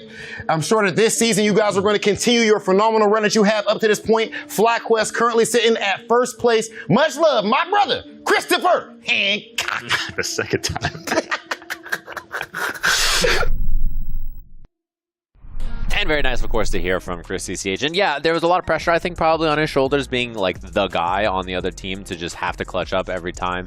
And his squad was really solid, I think, with that team as well. But I think here having kind of that weight off your shoulders can let him perform in a way that's maybe a little different from that team for sure. Yeah, on the other hand, you have a team that's so well knit together from years of experience, right? In contrast, you have Fighting Spirit. Right. They were versus Vortex before. They were part of the Team UIU brand. They've also had a big championship under their belt in previous Street Fighter leagues. I kind of wonder if that type of synergy is still going to be a benefactor going forward with Street Fighter League. I feel like a lot of the times you kind of have the language barriers being a part of it. You also have a change up entirely of games actually being a new thing. I didn't even know that would even exist as a problem, right? Going from 5 into 6. But going into it right now, I feel like one of the bigger teams could just be Fighting Spirit because of the current roster and the current player choice with characters, I should say, too. So with that in mind, too, DCQ being a part of the roster, he's been so dominant just right out the gate. And he's always going to be that type of player, even in the CPT as well, right? Yeah, definitely a super impressive player. Every time I watch him play, no matter the character, I've seen him play a bunch of different characters. Obviously, he played a lot of characters in 5 as well, but people talked about his Uriel a lot. And then this game, really solid on the JP. And then now he has the Bison, which he's been cooking with, and Bison. So we have RobTV standing by with him. Let's hear some words from DCQ. I'm with Ding Chung Chu, or DCQ, as most of his fans would know him. What is going on with you, bro? Yeah, good. And of course, we have my man's Oil King translating. Now, first and foremost, when you first came onto Street Fighter League, your rookie year, it was unexpected and you smoked everybody. And then the second year, you had a bit of a sophomore slump. So far, it seems like you're back. You haven't dropped the game. What has changed from last year to this year? 可能我觉得 JP 去年的话有点太难了。刚开始那个第2赛季开始的时候，我掌握没有那么好，但今年的话，警察这个角色比 JP 来说更容易一点，所以说发挥好一点。Okay, because last season, because of course JP is pretty strong, we all know that, but because when last season the game just out, JP is very hard to play, so he's not ready yet.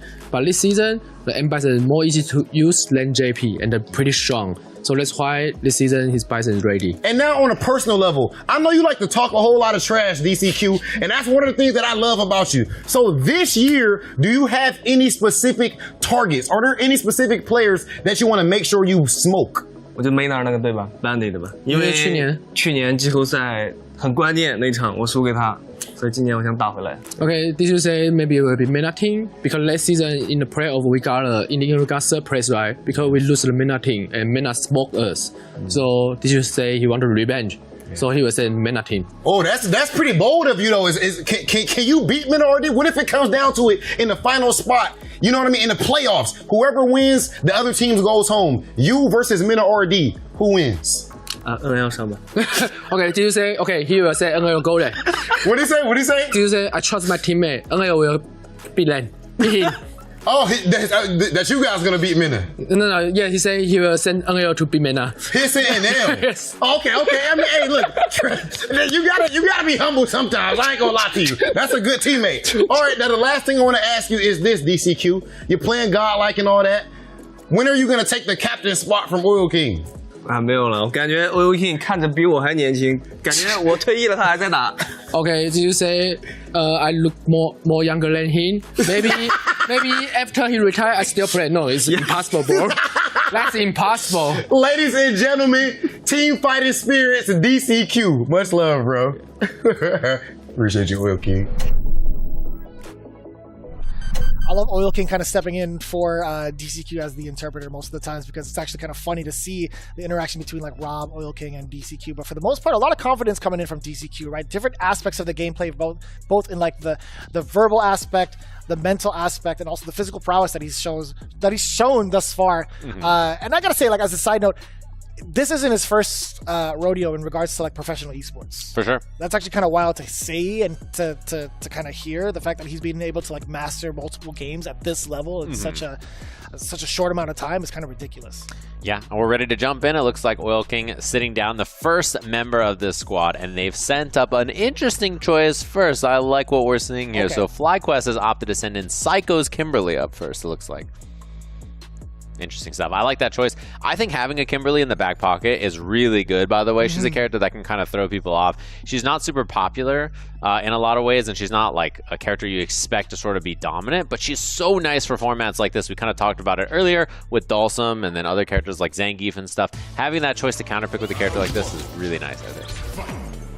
We'll see it in the hands of Psycho, too. One of the best Kimberly players to ever do it in the States. It'll be very interesting. Damn. All right, well, that was a little bit short-lived. Trying to get a little bit of a poke there.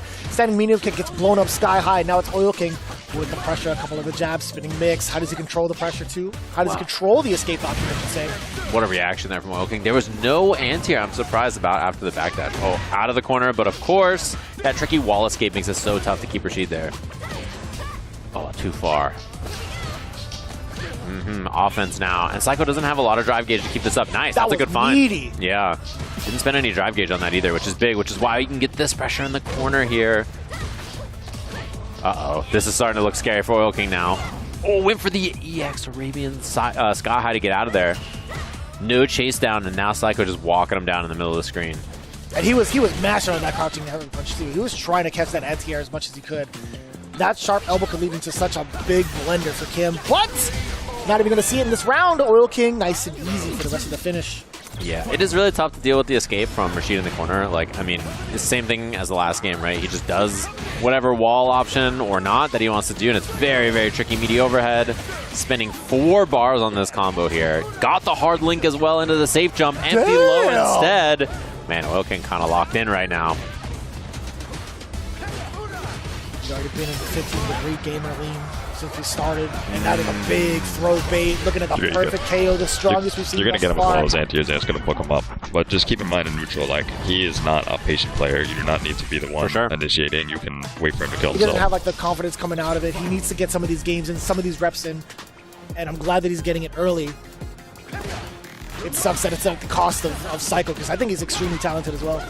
Yeah, I like what we're seeing so far, too. Yeah, Oil King is so tricky. This is something I think about him. He's like a very insistent player, and he has a lot of like ways to make you fall into sort of the trap that he's setting, you know? That's kind of what I always think about his plays. Like, you know, he's always down to send it on EXDP, but he's also always down to just put you in weird spots and be like, do you know how to stop this? And then get tricky. I think between the two, I mean, like I've seen like him and JB previously as well. I feel like somewhat similar styles. I think Oil King is willing to spend that meter a little bit more though, right? The drive gauge, I should say. He just backs up. He's playing it nice and safe, but... Oh! That didn't say cross up. That was messed up. That is hard to see, and he gets clipped here. Doesn't go for any kind of resets in a drive impact or anything. Cans out. Nice, baby. Nice. Oh, and the combo. Ready for the can action. Good shit, good shit, Big Psycho, no bomb, no bomb. Here. Ooh. Just enough. Very nicely done there from Psycho. Good awareness on that can to get the pickup afterwards. I was actually going to say. I knew it was coming. That's one of the things you have to master as a Kimberly player. What happens in that can interaction? Oh, yes. Oh, that was dirty. And also, you know, scaling the can a little different in this patch, right? So it's something that can matter for hits like that as well. A little bit of extra damage goes a long way. Oh, no parry, no checks, just blocks it out. And then, yeah, obviously doesn't want to go for any drive rush cancels because life's a little, or drive gauge is a little low. Actually kind of rough. Getting a slide from that close. Even nice. To counter it. Damn, that was a far sweep, but still Oil King recovers. Does get the spinning mixer. Attempted to parry the punish counter now. Oh, just raw drive impact. There was level 3 available as well, which is a little scary. Oil King's going to have to dump all this bar to get the kill. Very nice. Now, set point for him.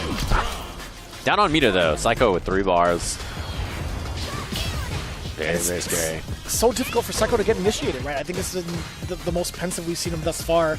I know you haven't really been able to see like the first couple of weeks, but again, Psycho, once he gets his mix going, it's so hard to even decipher what to do on defense. We saw a glimpse of that a little bit earlier, right? That's unfortunate there. The first round for his name. Uh-oh, 2 in a row. Bad spot in the corner here. Psycho going to have to make some tough decisions on defense very quickly here. And just stays nice and solid. Willing to take another throw, but maybe to the detriment of the set.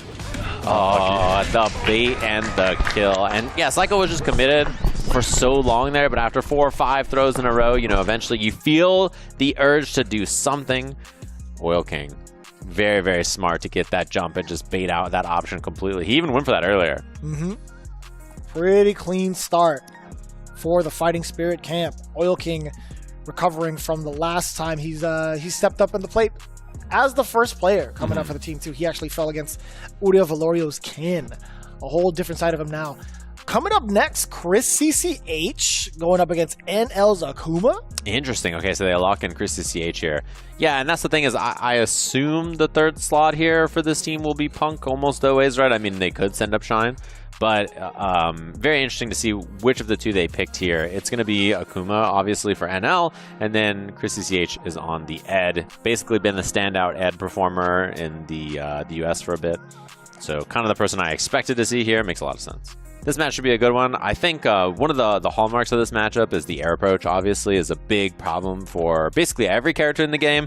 But Ed, definitely for sure, his DP is basically double the startup of most in the game, so it makes dealing with situations like this a little weird. However, he does have the medium and heavy DPs that have more range and can catch like the air fireballs or tricky stuff. He doesn't have the best ways to deal with Demon Flip all the time, but he's a pretty reliable way to handle like far jumps and maybe a little less reliable on some other air approaches. Yeah, I definitely had the luxury of being able to watch Lashar on and off the league. Dude, his control in this matchup is insane with Ed.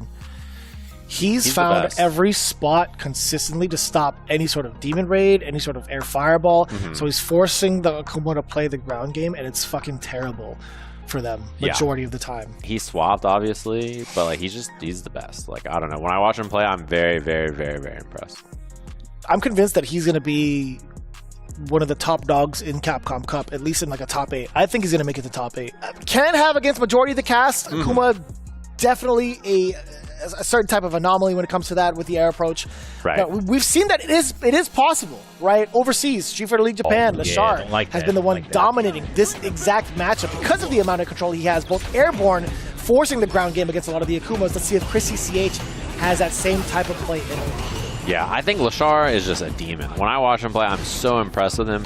He is just, he's different. Like, I don't know how else to describe it. He's him, for sure. Oh, nice throw bait early from NL, doing a little walk-in, and then little jab crouch light kick confirmed from ChrisCCH right after. Oh, that's high. Yeah, the dive kick was definitely high up.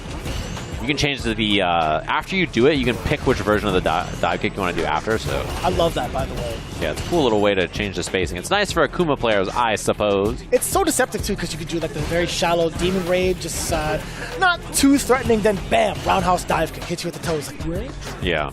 I like the kind of slow and steady approach that ChrisCCH is going for. Whiff punish, gets the heavy kick after on standing Akuma. Yep. One thing that Ed always has to look out for. There's a lot of damage here, by the way. Heavy punch DP at the end. You're mine. Oh, I love it. Just letting ChrisCCH counterpoke and then hitting his own crashing medium kick right after. Very smart there from NL. Oh, he tried to dance on him. Yeah, he was trying to dance, and then NL just beat him to the punch. That's a huge block and punish. Should be the kill. Elevator off of this. Doesn't even matter. That combo wasn't even done off of the fireball. Didn't even need to spend the super art. That could have been uppercut if need be. Heck, it could be the roundhouse Tatsu. Would have been roundhouse Tatsu. Yeah, Akuma existing in the middle of the screen, or in the corner, basically means you're dead. This is not the dream combo because we're a little too close to the corner. So just takes the standard route into the safe jump. Jesus! You're looking at, what, 3,900? Oh, wow. Oh, wow, that was a weird heavy kick. It just caught probably a stand tech, I'm guessing, from Chris. That did so much damage, dude. Oh, take the side swap. Light blitz afterwards, too. So really good spot now for ChrisCCH. Oh, no anti-air. None at all. Oh! You're not dead. I don't not dead. dead. Okay. You're not I dead. trust you. Man, that is a tough one. First interaction, immediate demon. Not enough. Sucks. He's not dead! Oh, but he is now! That's rough. I get it. You play great, honestly. I actually just forgot he had demon. Yeah, you playing great in neutral. Feel like you know he's looking for the demon flip out the corner. Maybe try to jump that jab, maybe. I'm trying to think. I've been being the EXCPs a couple times, but I feel like he's just going to do them anyways. I feel like I should keep doing that. Yeah, that happened to me at EWC. I baited him all the first game, he didn't do it, and then I didn't bait the second, he did it right away. He's also kind of swarmy, I got. Yeah, I think I was looking to throw bait him too hard. I just got to look to hit him out of there. And wait, watch out for the low forward, the random low forwards and minus situation for him. I got to be a little more patient. Every time I watch him play in any fighting game, basically, he's just really, really on it, right? And it's the same thing in Street Fighter 5. Always one of the world's best players on a bunch of different characters. He played Cammy and Akuma, obviously, in the last game. Same kind of thing here, Luke, Akuma. I still remember his breakout performance back at CEO where he won that event with Cammy. Yeah. It's been a long time since then. He's really grown as a player. All right, committed. Finally got out of that position. Oh, nice. What an interrupt there. Not a lot of damage, but at least got out of that position. And now that could have been the bait chance. Oh my god. Wow, he's got so many responses just ready for all this stuff. That was kind of funky. Doing the Demon Raid point blank like that. Yeah. Preparation for any sort of response that ChrisCCH wanted to do upon wake up. That actually is kind of nasty, but very expensive start thus far for Uriel. The trade looks a little dangerous, and you know, every interaction so far feels like it just can't go right for ChrisCCH. Just like that, immediate chance at offense. He goes for the EXDP to get out of there. Dream time. Put his ass in the corner. From one corner to the other. Double bounce. It was a little early on the DP, yeah, so he kind of had to drop the combo in the middle there. Does strip the gauge for the burnout. Scary spot. He was a little far. The Demon Blitz snipe spends the level 3. He don't get no OP or anything, so. Or I guess he's close enough. He might try to overhead. See what the guess is going to be. Chris is really low on life. He does have drive gauge, though. He's about to recover as well. Yes, sir! He busts out! What a risk to take. Jesus, NL. As soon as he built that drive gauge back, immediate bust out uppercut. You are absolutely insane for that. Couldn't even expect it, though, because his drive gauge was like not even back when Chris pulled him in, and then he immediately built it, spent the bar right away. I don't know anybody who would have been ready for that, because just the situational awareness from NL was so next level there. Really impressive stuff, and that sets up a very important captain's match now, because, you know, 2 quick dubs here for Team Fighting Spirit put FlyQuest in an awkward spot where they have to have the clutch up here just to get us to that last spot. So yeah, we've already had it confirmed amongst ourselves. There's no situation I feel like where Punk would not be the one to step up for the anchor position against DCQ, against all odds. 20 points to the name of Fighting Spirit. This is the potential to at least score the tiebreaker situation for themselves. Again, FlyQuest still being currently at the top. We'll see how the rankings go afterwards, but I still feel like they're gonna be in a pretty decent spot. Actually, no, I think they're going to be up against Cloud9 in regards to the top 2 spots going into it. If they don't win this match, I'm pretty sure a few teams have passed them because they needed the points. They started the day with higher points than anybody else. Right. But then a couple of these other teams already have some dubs on the board. Team FlyQuest so far 0-2. They need Punk to clutch up to get some points, and then obviously there'll be that last match after if he does. Probably no surprise that it's Punk on the anchor spot on the Cammy, DCQ anchor spot with M. Bison, the character he's been rocking. And a really popular character. I think it makes a lot of sense from those people in tournament. He's pretty straightforward to pick up. He has really powerful offense and control of the match in particular. A little scary on the defensive side of thing, and I think Cammy can give him a lot of problems with her approach.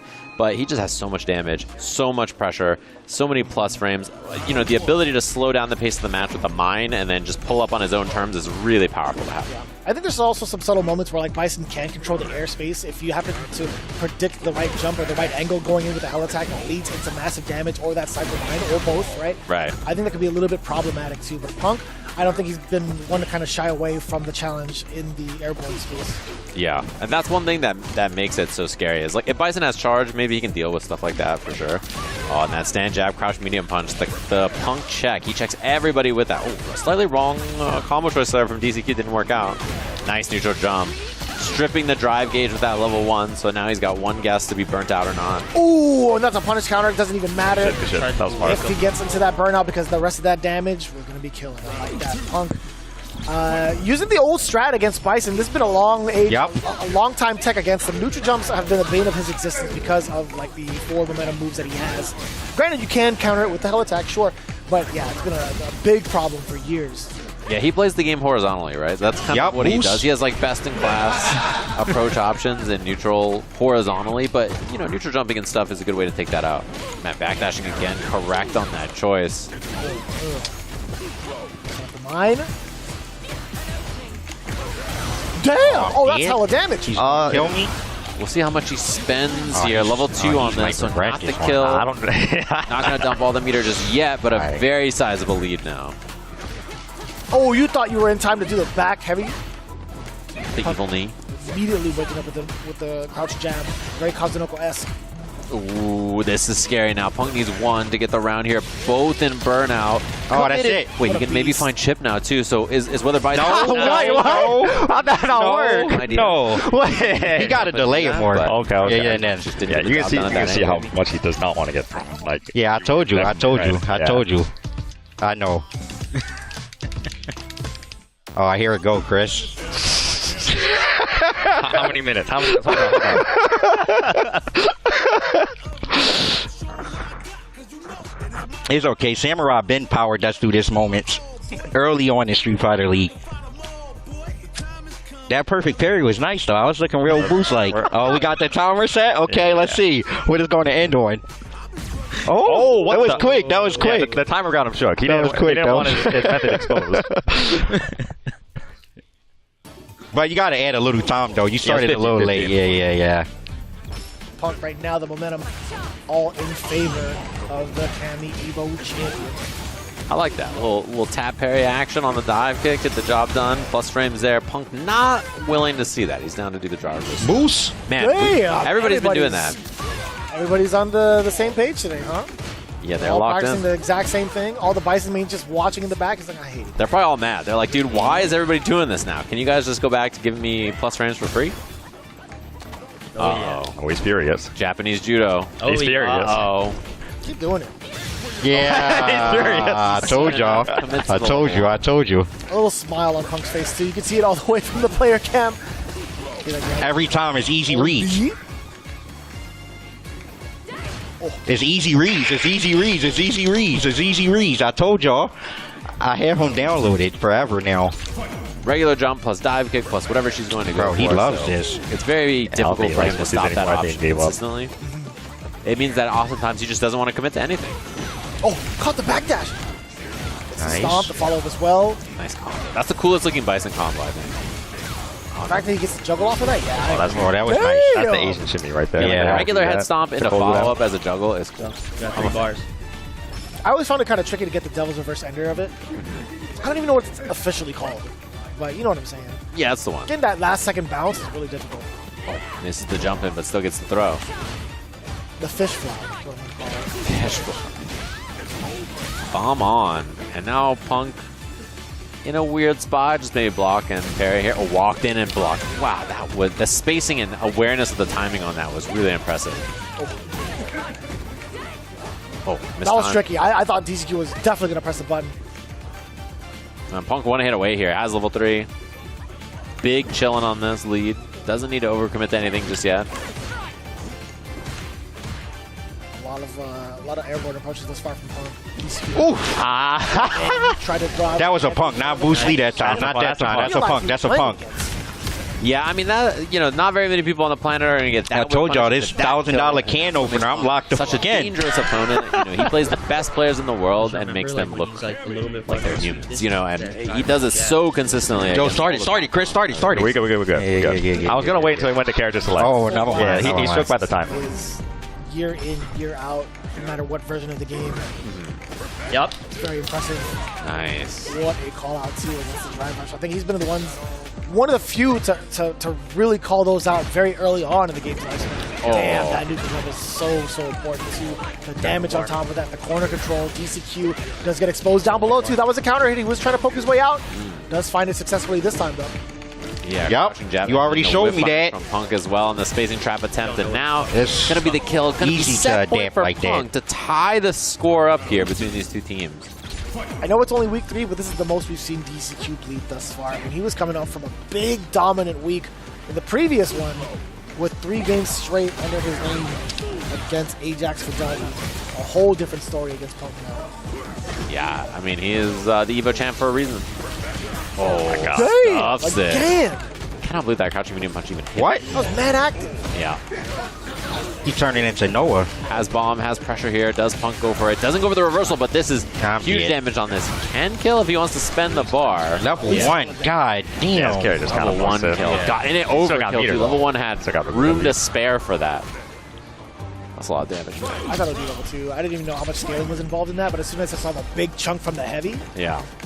One thing we haven't seen defense so far looking crazy. Oh, it's over. It's over. Come on again. He just doesn't believe it. No, he's already like... We gonna do it again? Like as soon as he jumps, LCQ... Drop him, pick. Like DCQ is actually committed to the normal.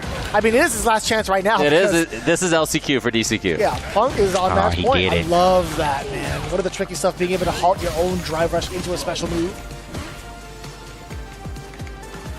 Punk just waiting it out. Oh, counter hit. This is a huge find. Bombs on. Now he's got a guess for the round here. Doesn't go for the EXTP. Punk with the throw. That was nice. That was nice. That was a sick perfect parry on the one. I'm not gonna lie. But like all these situations, he's just like looking for a crouch strong buffer. Mid-screen or when he has offense, like that's really all he's trying to do. Yeah, He's not even and doing anything I else. knew he was going to do the scissor kick. I should have jumped that one. It would have been it. That was it. Very convinced he was going to go for the throw. I like that. I like the fact that he was willing to call that out. And, you know, he really won off the strength of his own offensive reads. So that's a good way to do it. Because it's going to be hard to win the neutral in this matchup. So nice. The hell attack. We just mentioned that earlier. Glad to see he's finally recognizing it. Again, the neutral jump, finding the right timing. As soon as you talked about control in the air, Punk still being able to make the read against Bison with a neutral jump himself. Ooh, these, I don't know if the slugfest here. Shit, come on, man. I like the slowdown from Punk there. Kind of taking back control of that match, that mid-range control we've seen him kind of have success with game in and game out. So set point for Punk. Man, just playing it slow and steady in the middle of the screen and just finding these crouching down punch buffers like that. Commits to level 1. If DCQ was going to further. Alright, now it's over, y'all. Okay. Yo, he did it again? Big change of pace now for DCQ. Gets him out of the corner so far away. The damage on top of that is pretty neat. That could have been disastrous as well. Yeah, these neutral jumps are very scary. Any of them hitting can be so bad. And, you know, he can hell attack them, but it's difficult to be in the right spacing, to be ready. Stuffs the drive rush there as well. Punk just trying to wall him out here. He's not on level 3 just yet, so not any hit can kill, but there's the hell attack. Oh, that was exactly what he was looking for these last couple of rounds. Jumps over, and bomb is gone now because of that throw. Okay, big perfect parry to get the side swap into the corner. But now, is that plus? I'm actually very surprised that hit counter hit. Is that plus? Ooh, I don't think so. Very close here. I think it might be enough. I pressed crouch. It is, kick. okay. Maybe it's Big slow. win there for DCQ. Even though it's all his meter. It's 0. Gotta spend it. Totally fine for that round for sure. Pretty much close to build up at least a level 1. But the fact is, he needs to get this momentum against Punk and put him in the corner as soon as possible, because if Punk manages to do it, alright, now with it's the level over, 3 y'all. on deck, could be a little bit problematic. Next hit, Yeah, see, now it's over. especially after throw. this. Beat the parry No, there. I did it too late. I did it too late. I did it too late. Maybe, I'm not sure. Maybe he just believes in the level 3, but now there's a huge swing here. Uh-oh.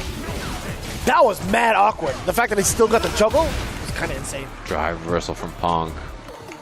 Neutral jump, very scary if he gets hell attacked. And now suddenly, one guess away. Punk with the wake-up buttons. Oh my, he had the hit. He had it. Oh. He had the hit, he didn't believe it. Now Punk with a huge opportunity here. Not going to be the kill. Oh. No, What do you mean he jabbed the Psycho Crusher? What are you talking about? I mean, what the fuck was that? What is that? How is he jabbing the Psycho Crusher from full screen? Well, Punk clutches it up and means that his team has one more shot here to try to get the dub, get those extra points. First, the one extra match between these two teams, and I'm guessing Punk's not going anywhere. No, definitely not. He is the definition of clutch. He is definitely going to be staying in the hot seat with all the momentum on him. He's got to be absolutely ecstatic and thrilled the fact that he actually managed to call that out at the last second. That was crazy. How did he jab that? Indeed, that normal is great. How? Yeah, but like, how did he see it and just react with? I don't know. He Like, sees the frames, man. yeah, you got to see the frames. He's one of those. That was incredible from Punk. So we'll see what these two teams send up here. I'm very, very curious. And a first to one, obviously, scrappy match. Brother, what just happened? Genuinely, what just happened? Outrageous. I can't believe he was ready with a jab.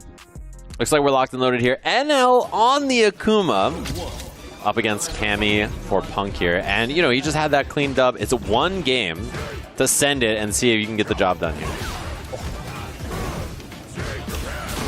Scrappy.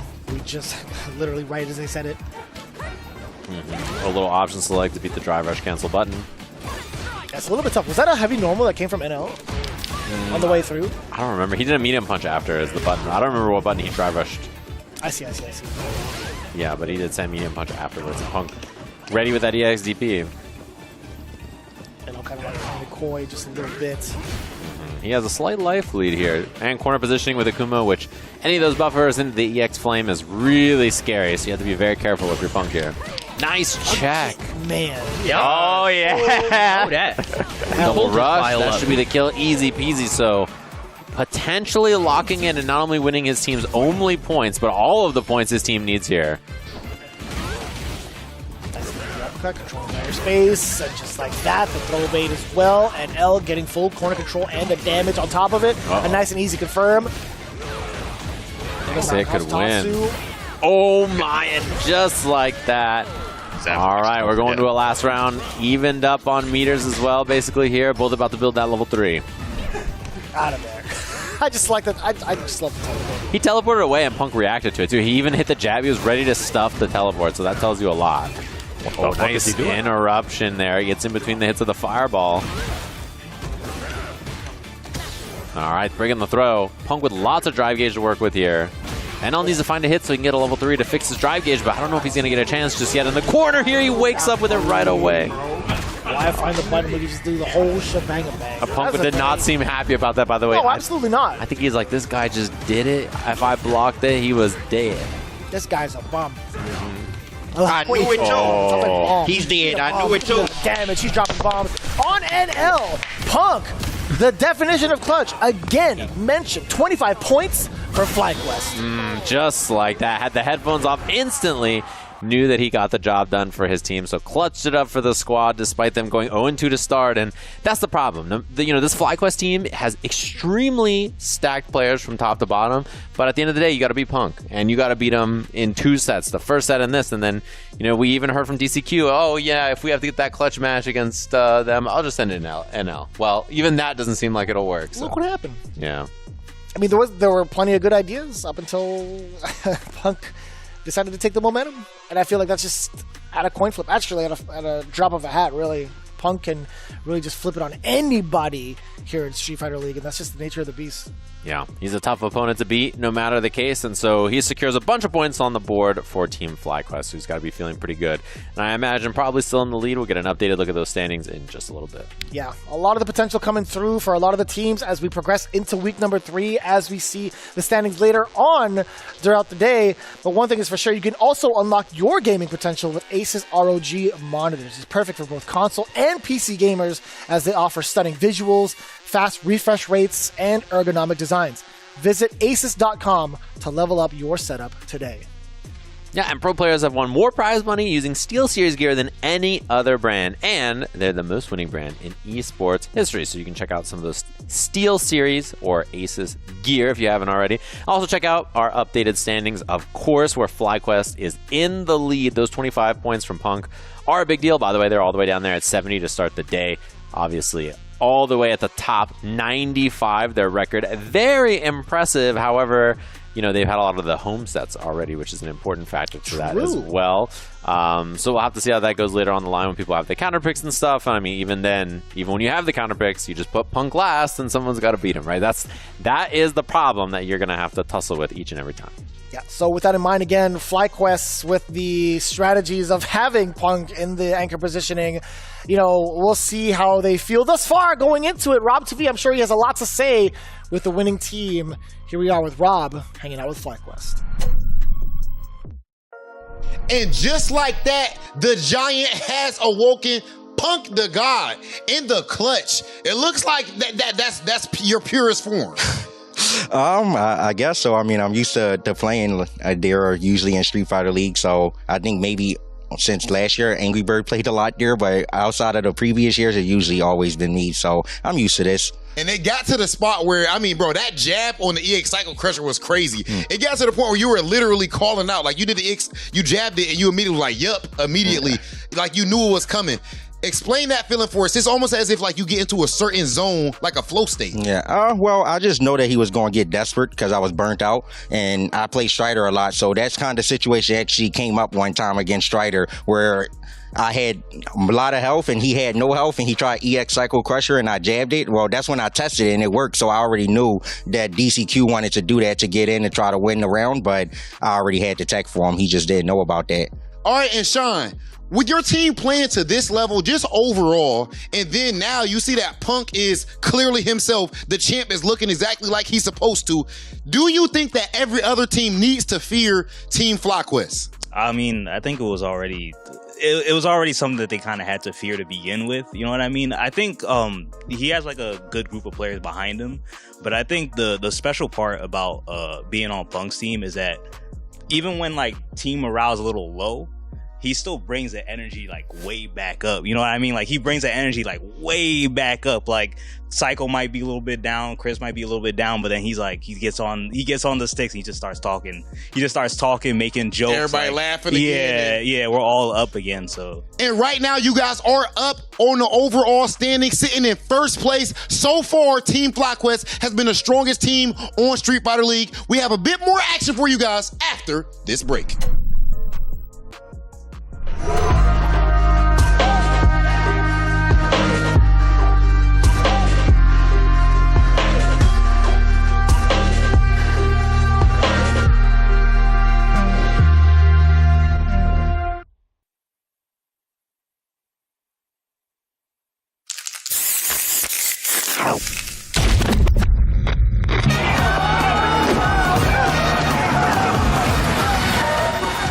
This is gonna be fun.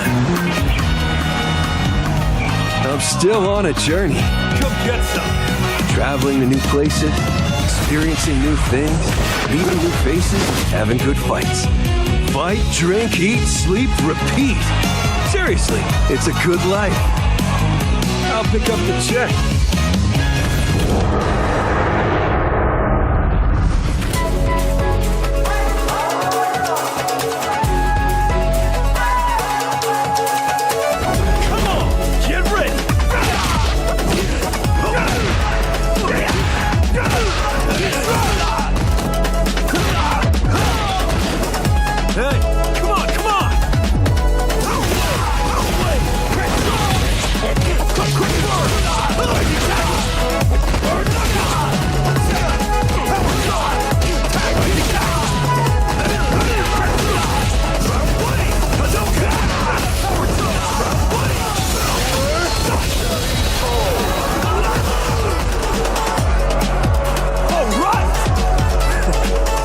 Down for one more.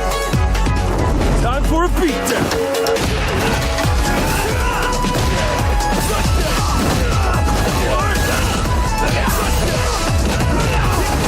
Are you okay?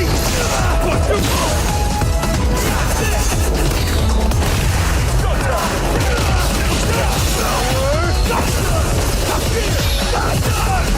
yeah, baby. Hey.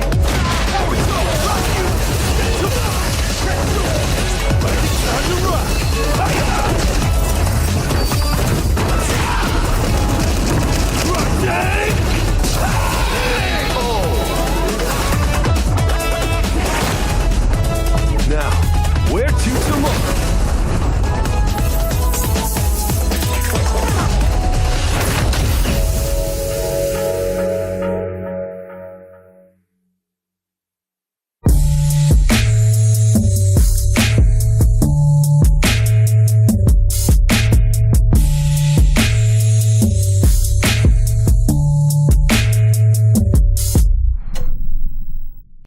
Welcome back to week 3 of Street Fighter League. So far, things have been firing on all fronts.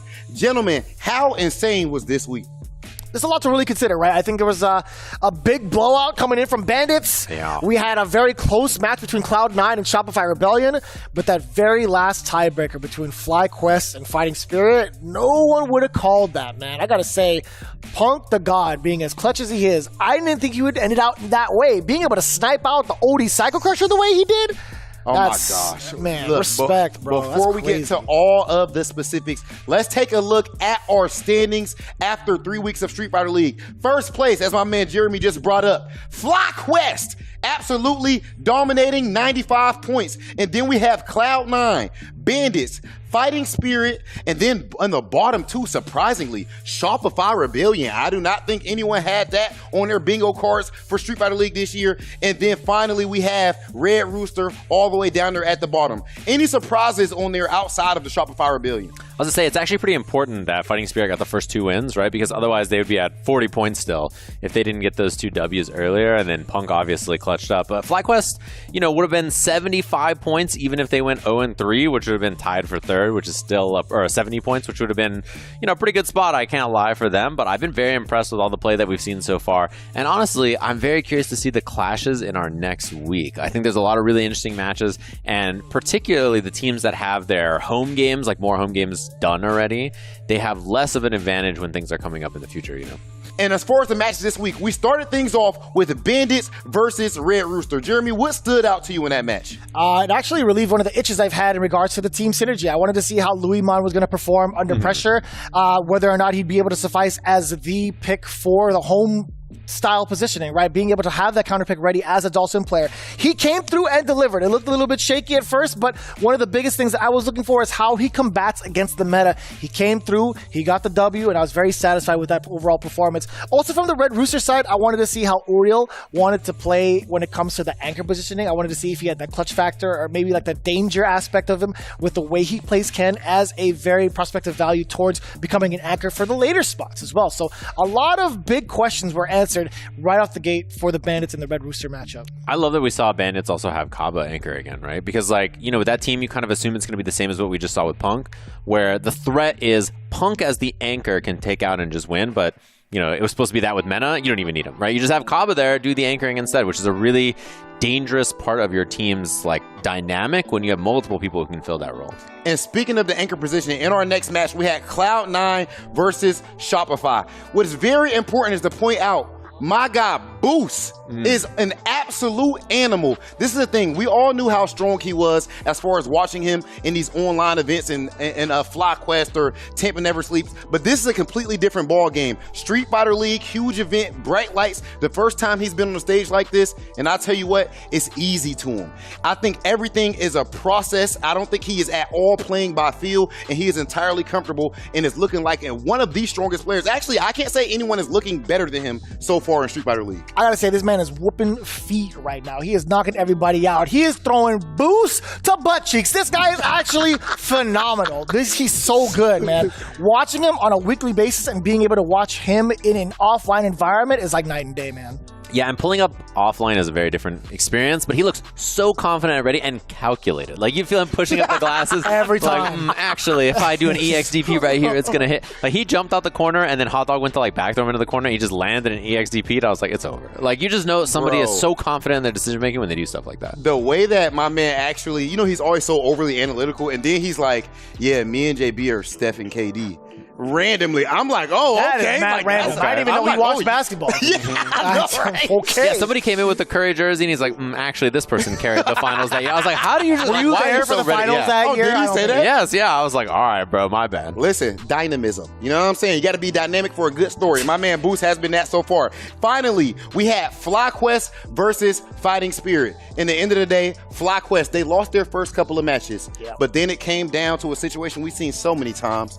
The Evo champion, Punk the God, leader of the Alpha Academy, was able to get it done, clutching it out over DCQ, and then they sent up NL. I'm not gonna lie, when they sent up NL, I was like, bro, do we need to play this match? Respectfully, it's no disrespect to NL, he's godlike, but I don't know if I've ever seen that go any other way. I think that's a fair assessment. I think I'm going to be the only one to kind of talk about the side of Fighting Spirit. I love seeing Oil King get his W and get himself acclimated to it, because he's been plagued for so many seasons where he just did not have the confidence to play that he wanted in the way that he wanted to. So seeing this first W was a really, really great turnaround for him. Sure, it doesn't get him the points that he needs just yet, but in the long term of it, he'll be just fine. We're starting to see NL really come out too with a big 2W win, at least for that part, not even towards the tiebreaker end of it, but him taking out ChrisCCH is a pretty important factor, because most of the time we were trying to see how the players deal with the meta thus far. That's been the big highlight for me, in particular for Fighting Spirit thus far. They need those points too, right? Those points are really going to matter. It's a long season, and obviously you want to be in that top 4 section, so losing to Punk but beating the rest of the team is a pretty important thing to do, because if you just get blown out, that's going to be bad times. And of course, only the top 4 teams of Street Fighter League US are going to make it to our offline Street Fighter League US finals, where they're going to be fighting it out to see who is the official Street Fighter League US champion.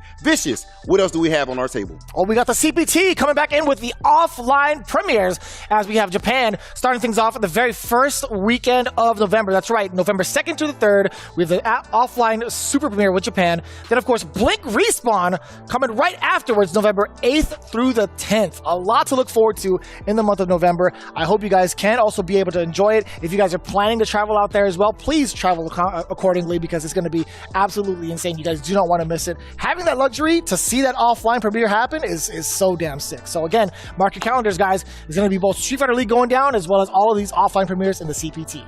Yeah, we're lucky we get Singapore, then we get Japan, then we get Blink, and there's lots of cool offline action with this and the Street Fighter League all the way in January. All right, guys, and that is it for this week of Street Fighter League. We're only 3 weeks in, and the competition is at an all-time high. Next week, it is only going to get better as the ante keeps going up. You do not want to miss it, ladies and gentlemen. Street Fighter League US. And for another throw there. This is the chance. One opportunity here, and the ball just mid-screen like that.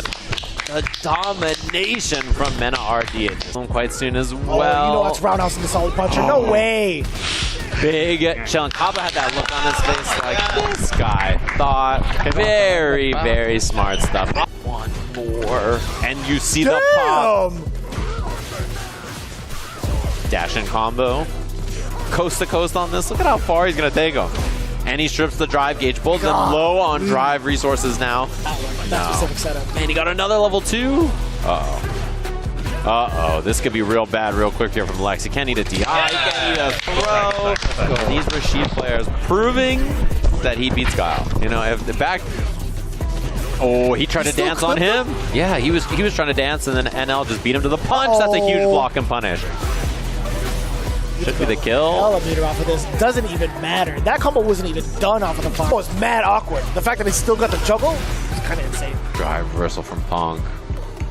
Neutral jump, very scary if he gets hell attacked. And now suddenly, one guess away. Punk with the wake up buttons. Oh my, he had the hit. He had it. Oh. He had the hit, he didn't believe it. Now Punk with a huge opportunity here. Not gonna be the kill. Oh. No. What do you mean he jabbed a Psycho Punch? What are you talking about?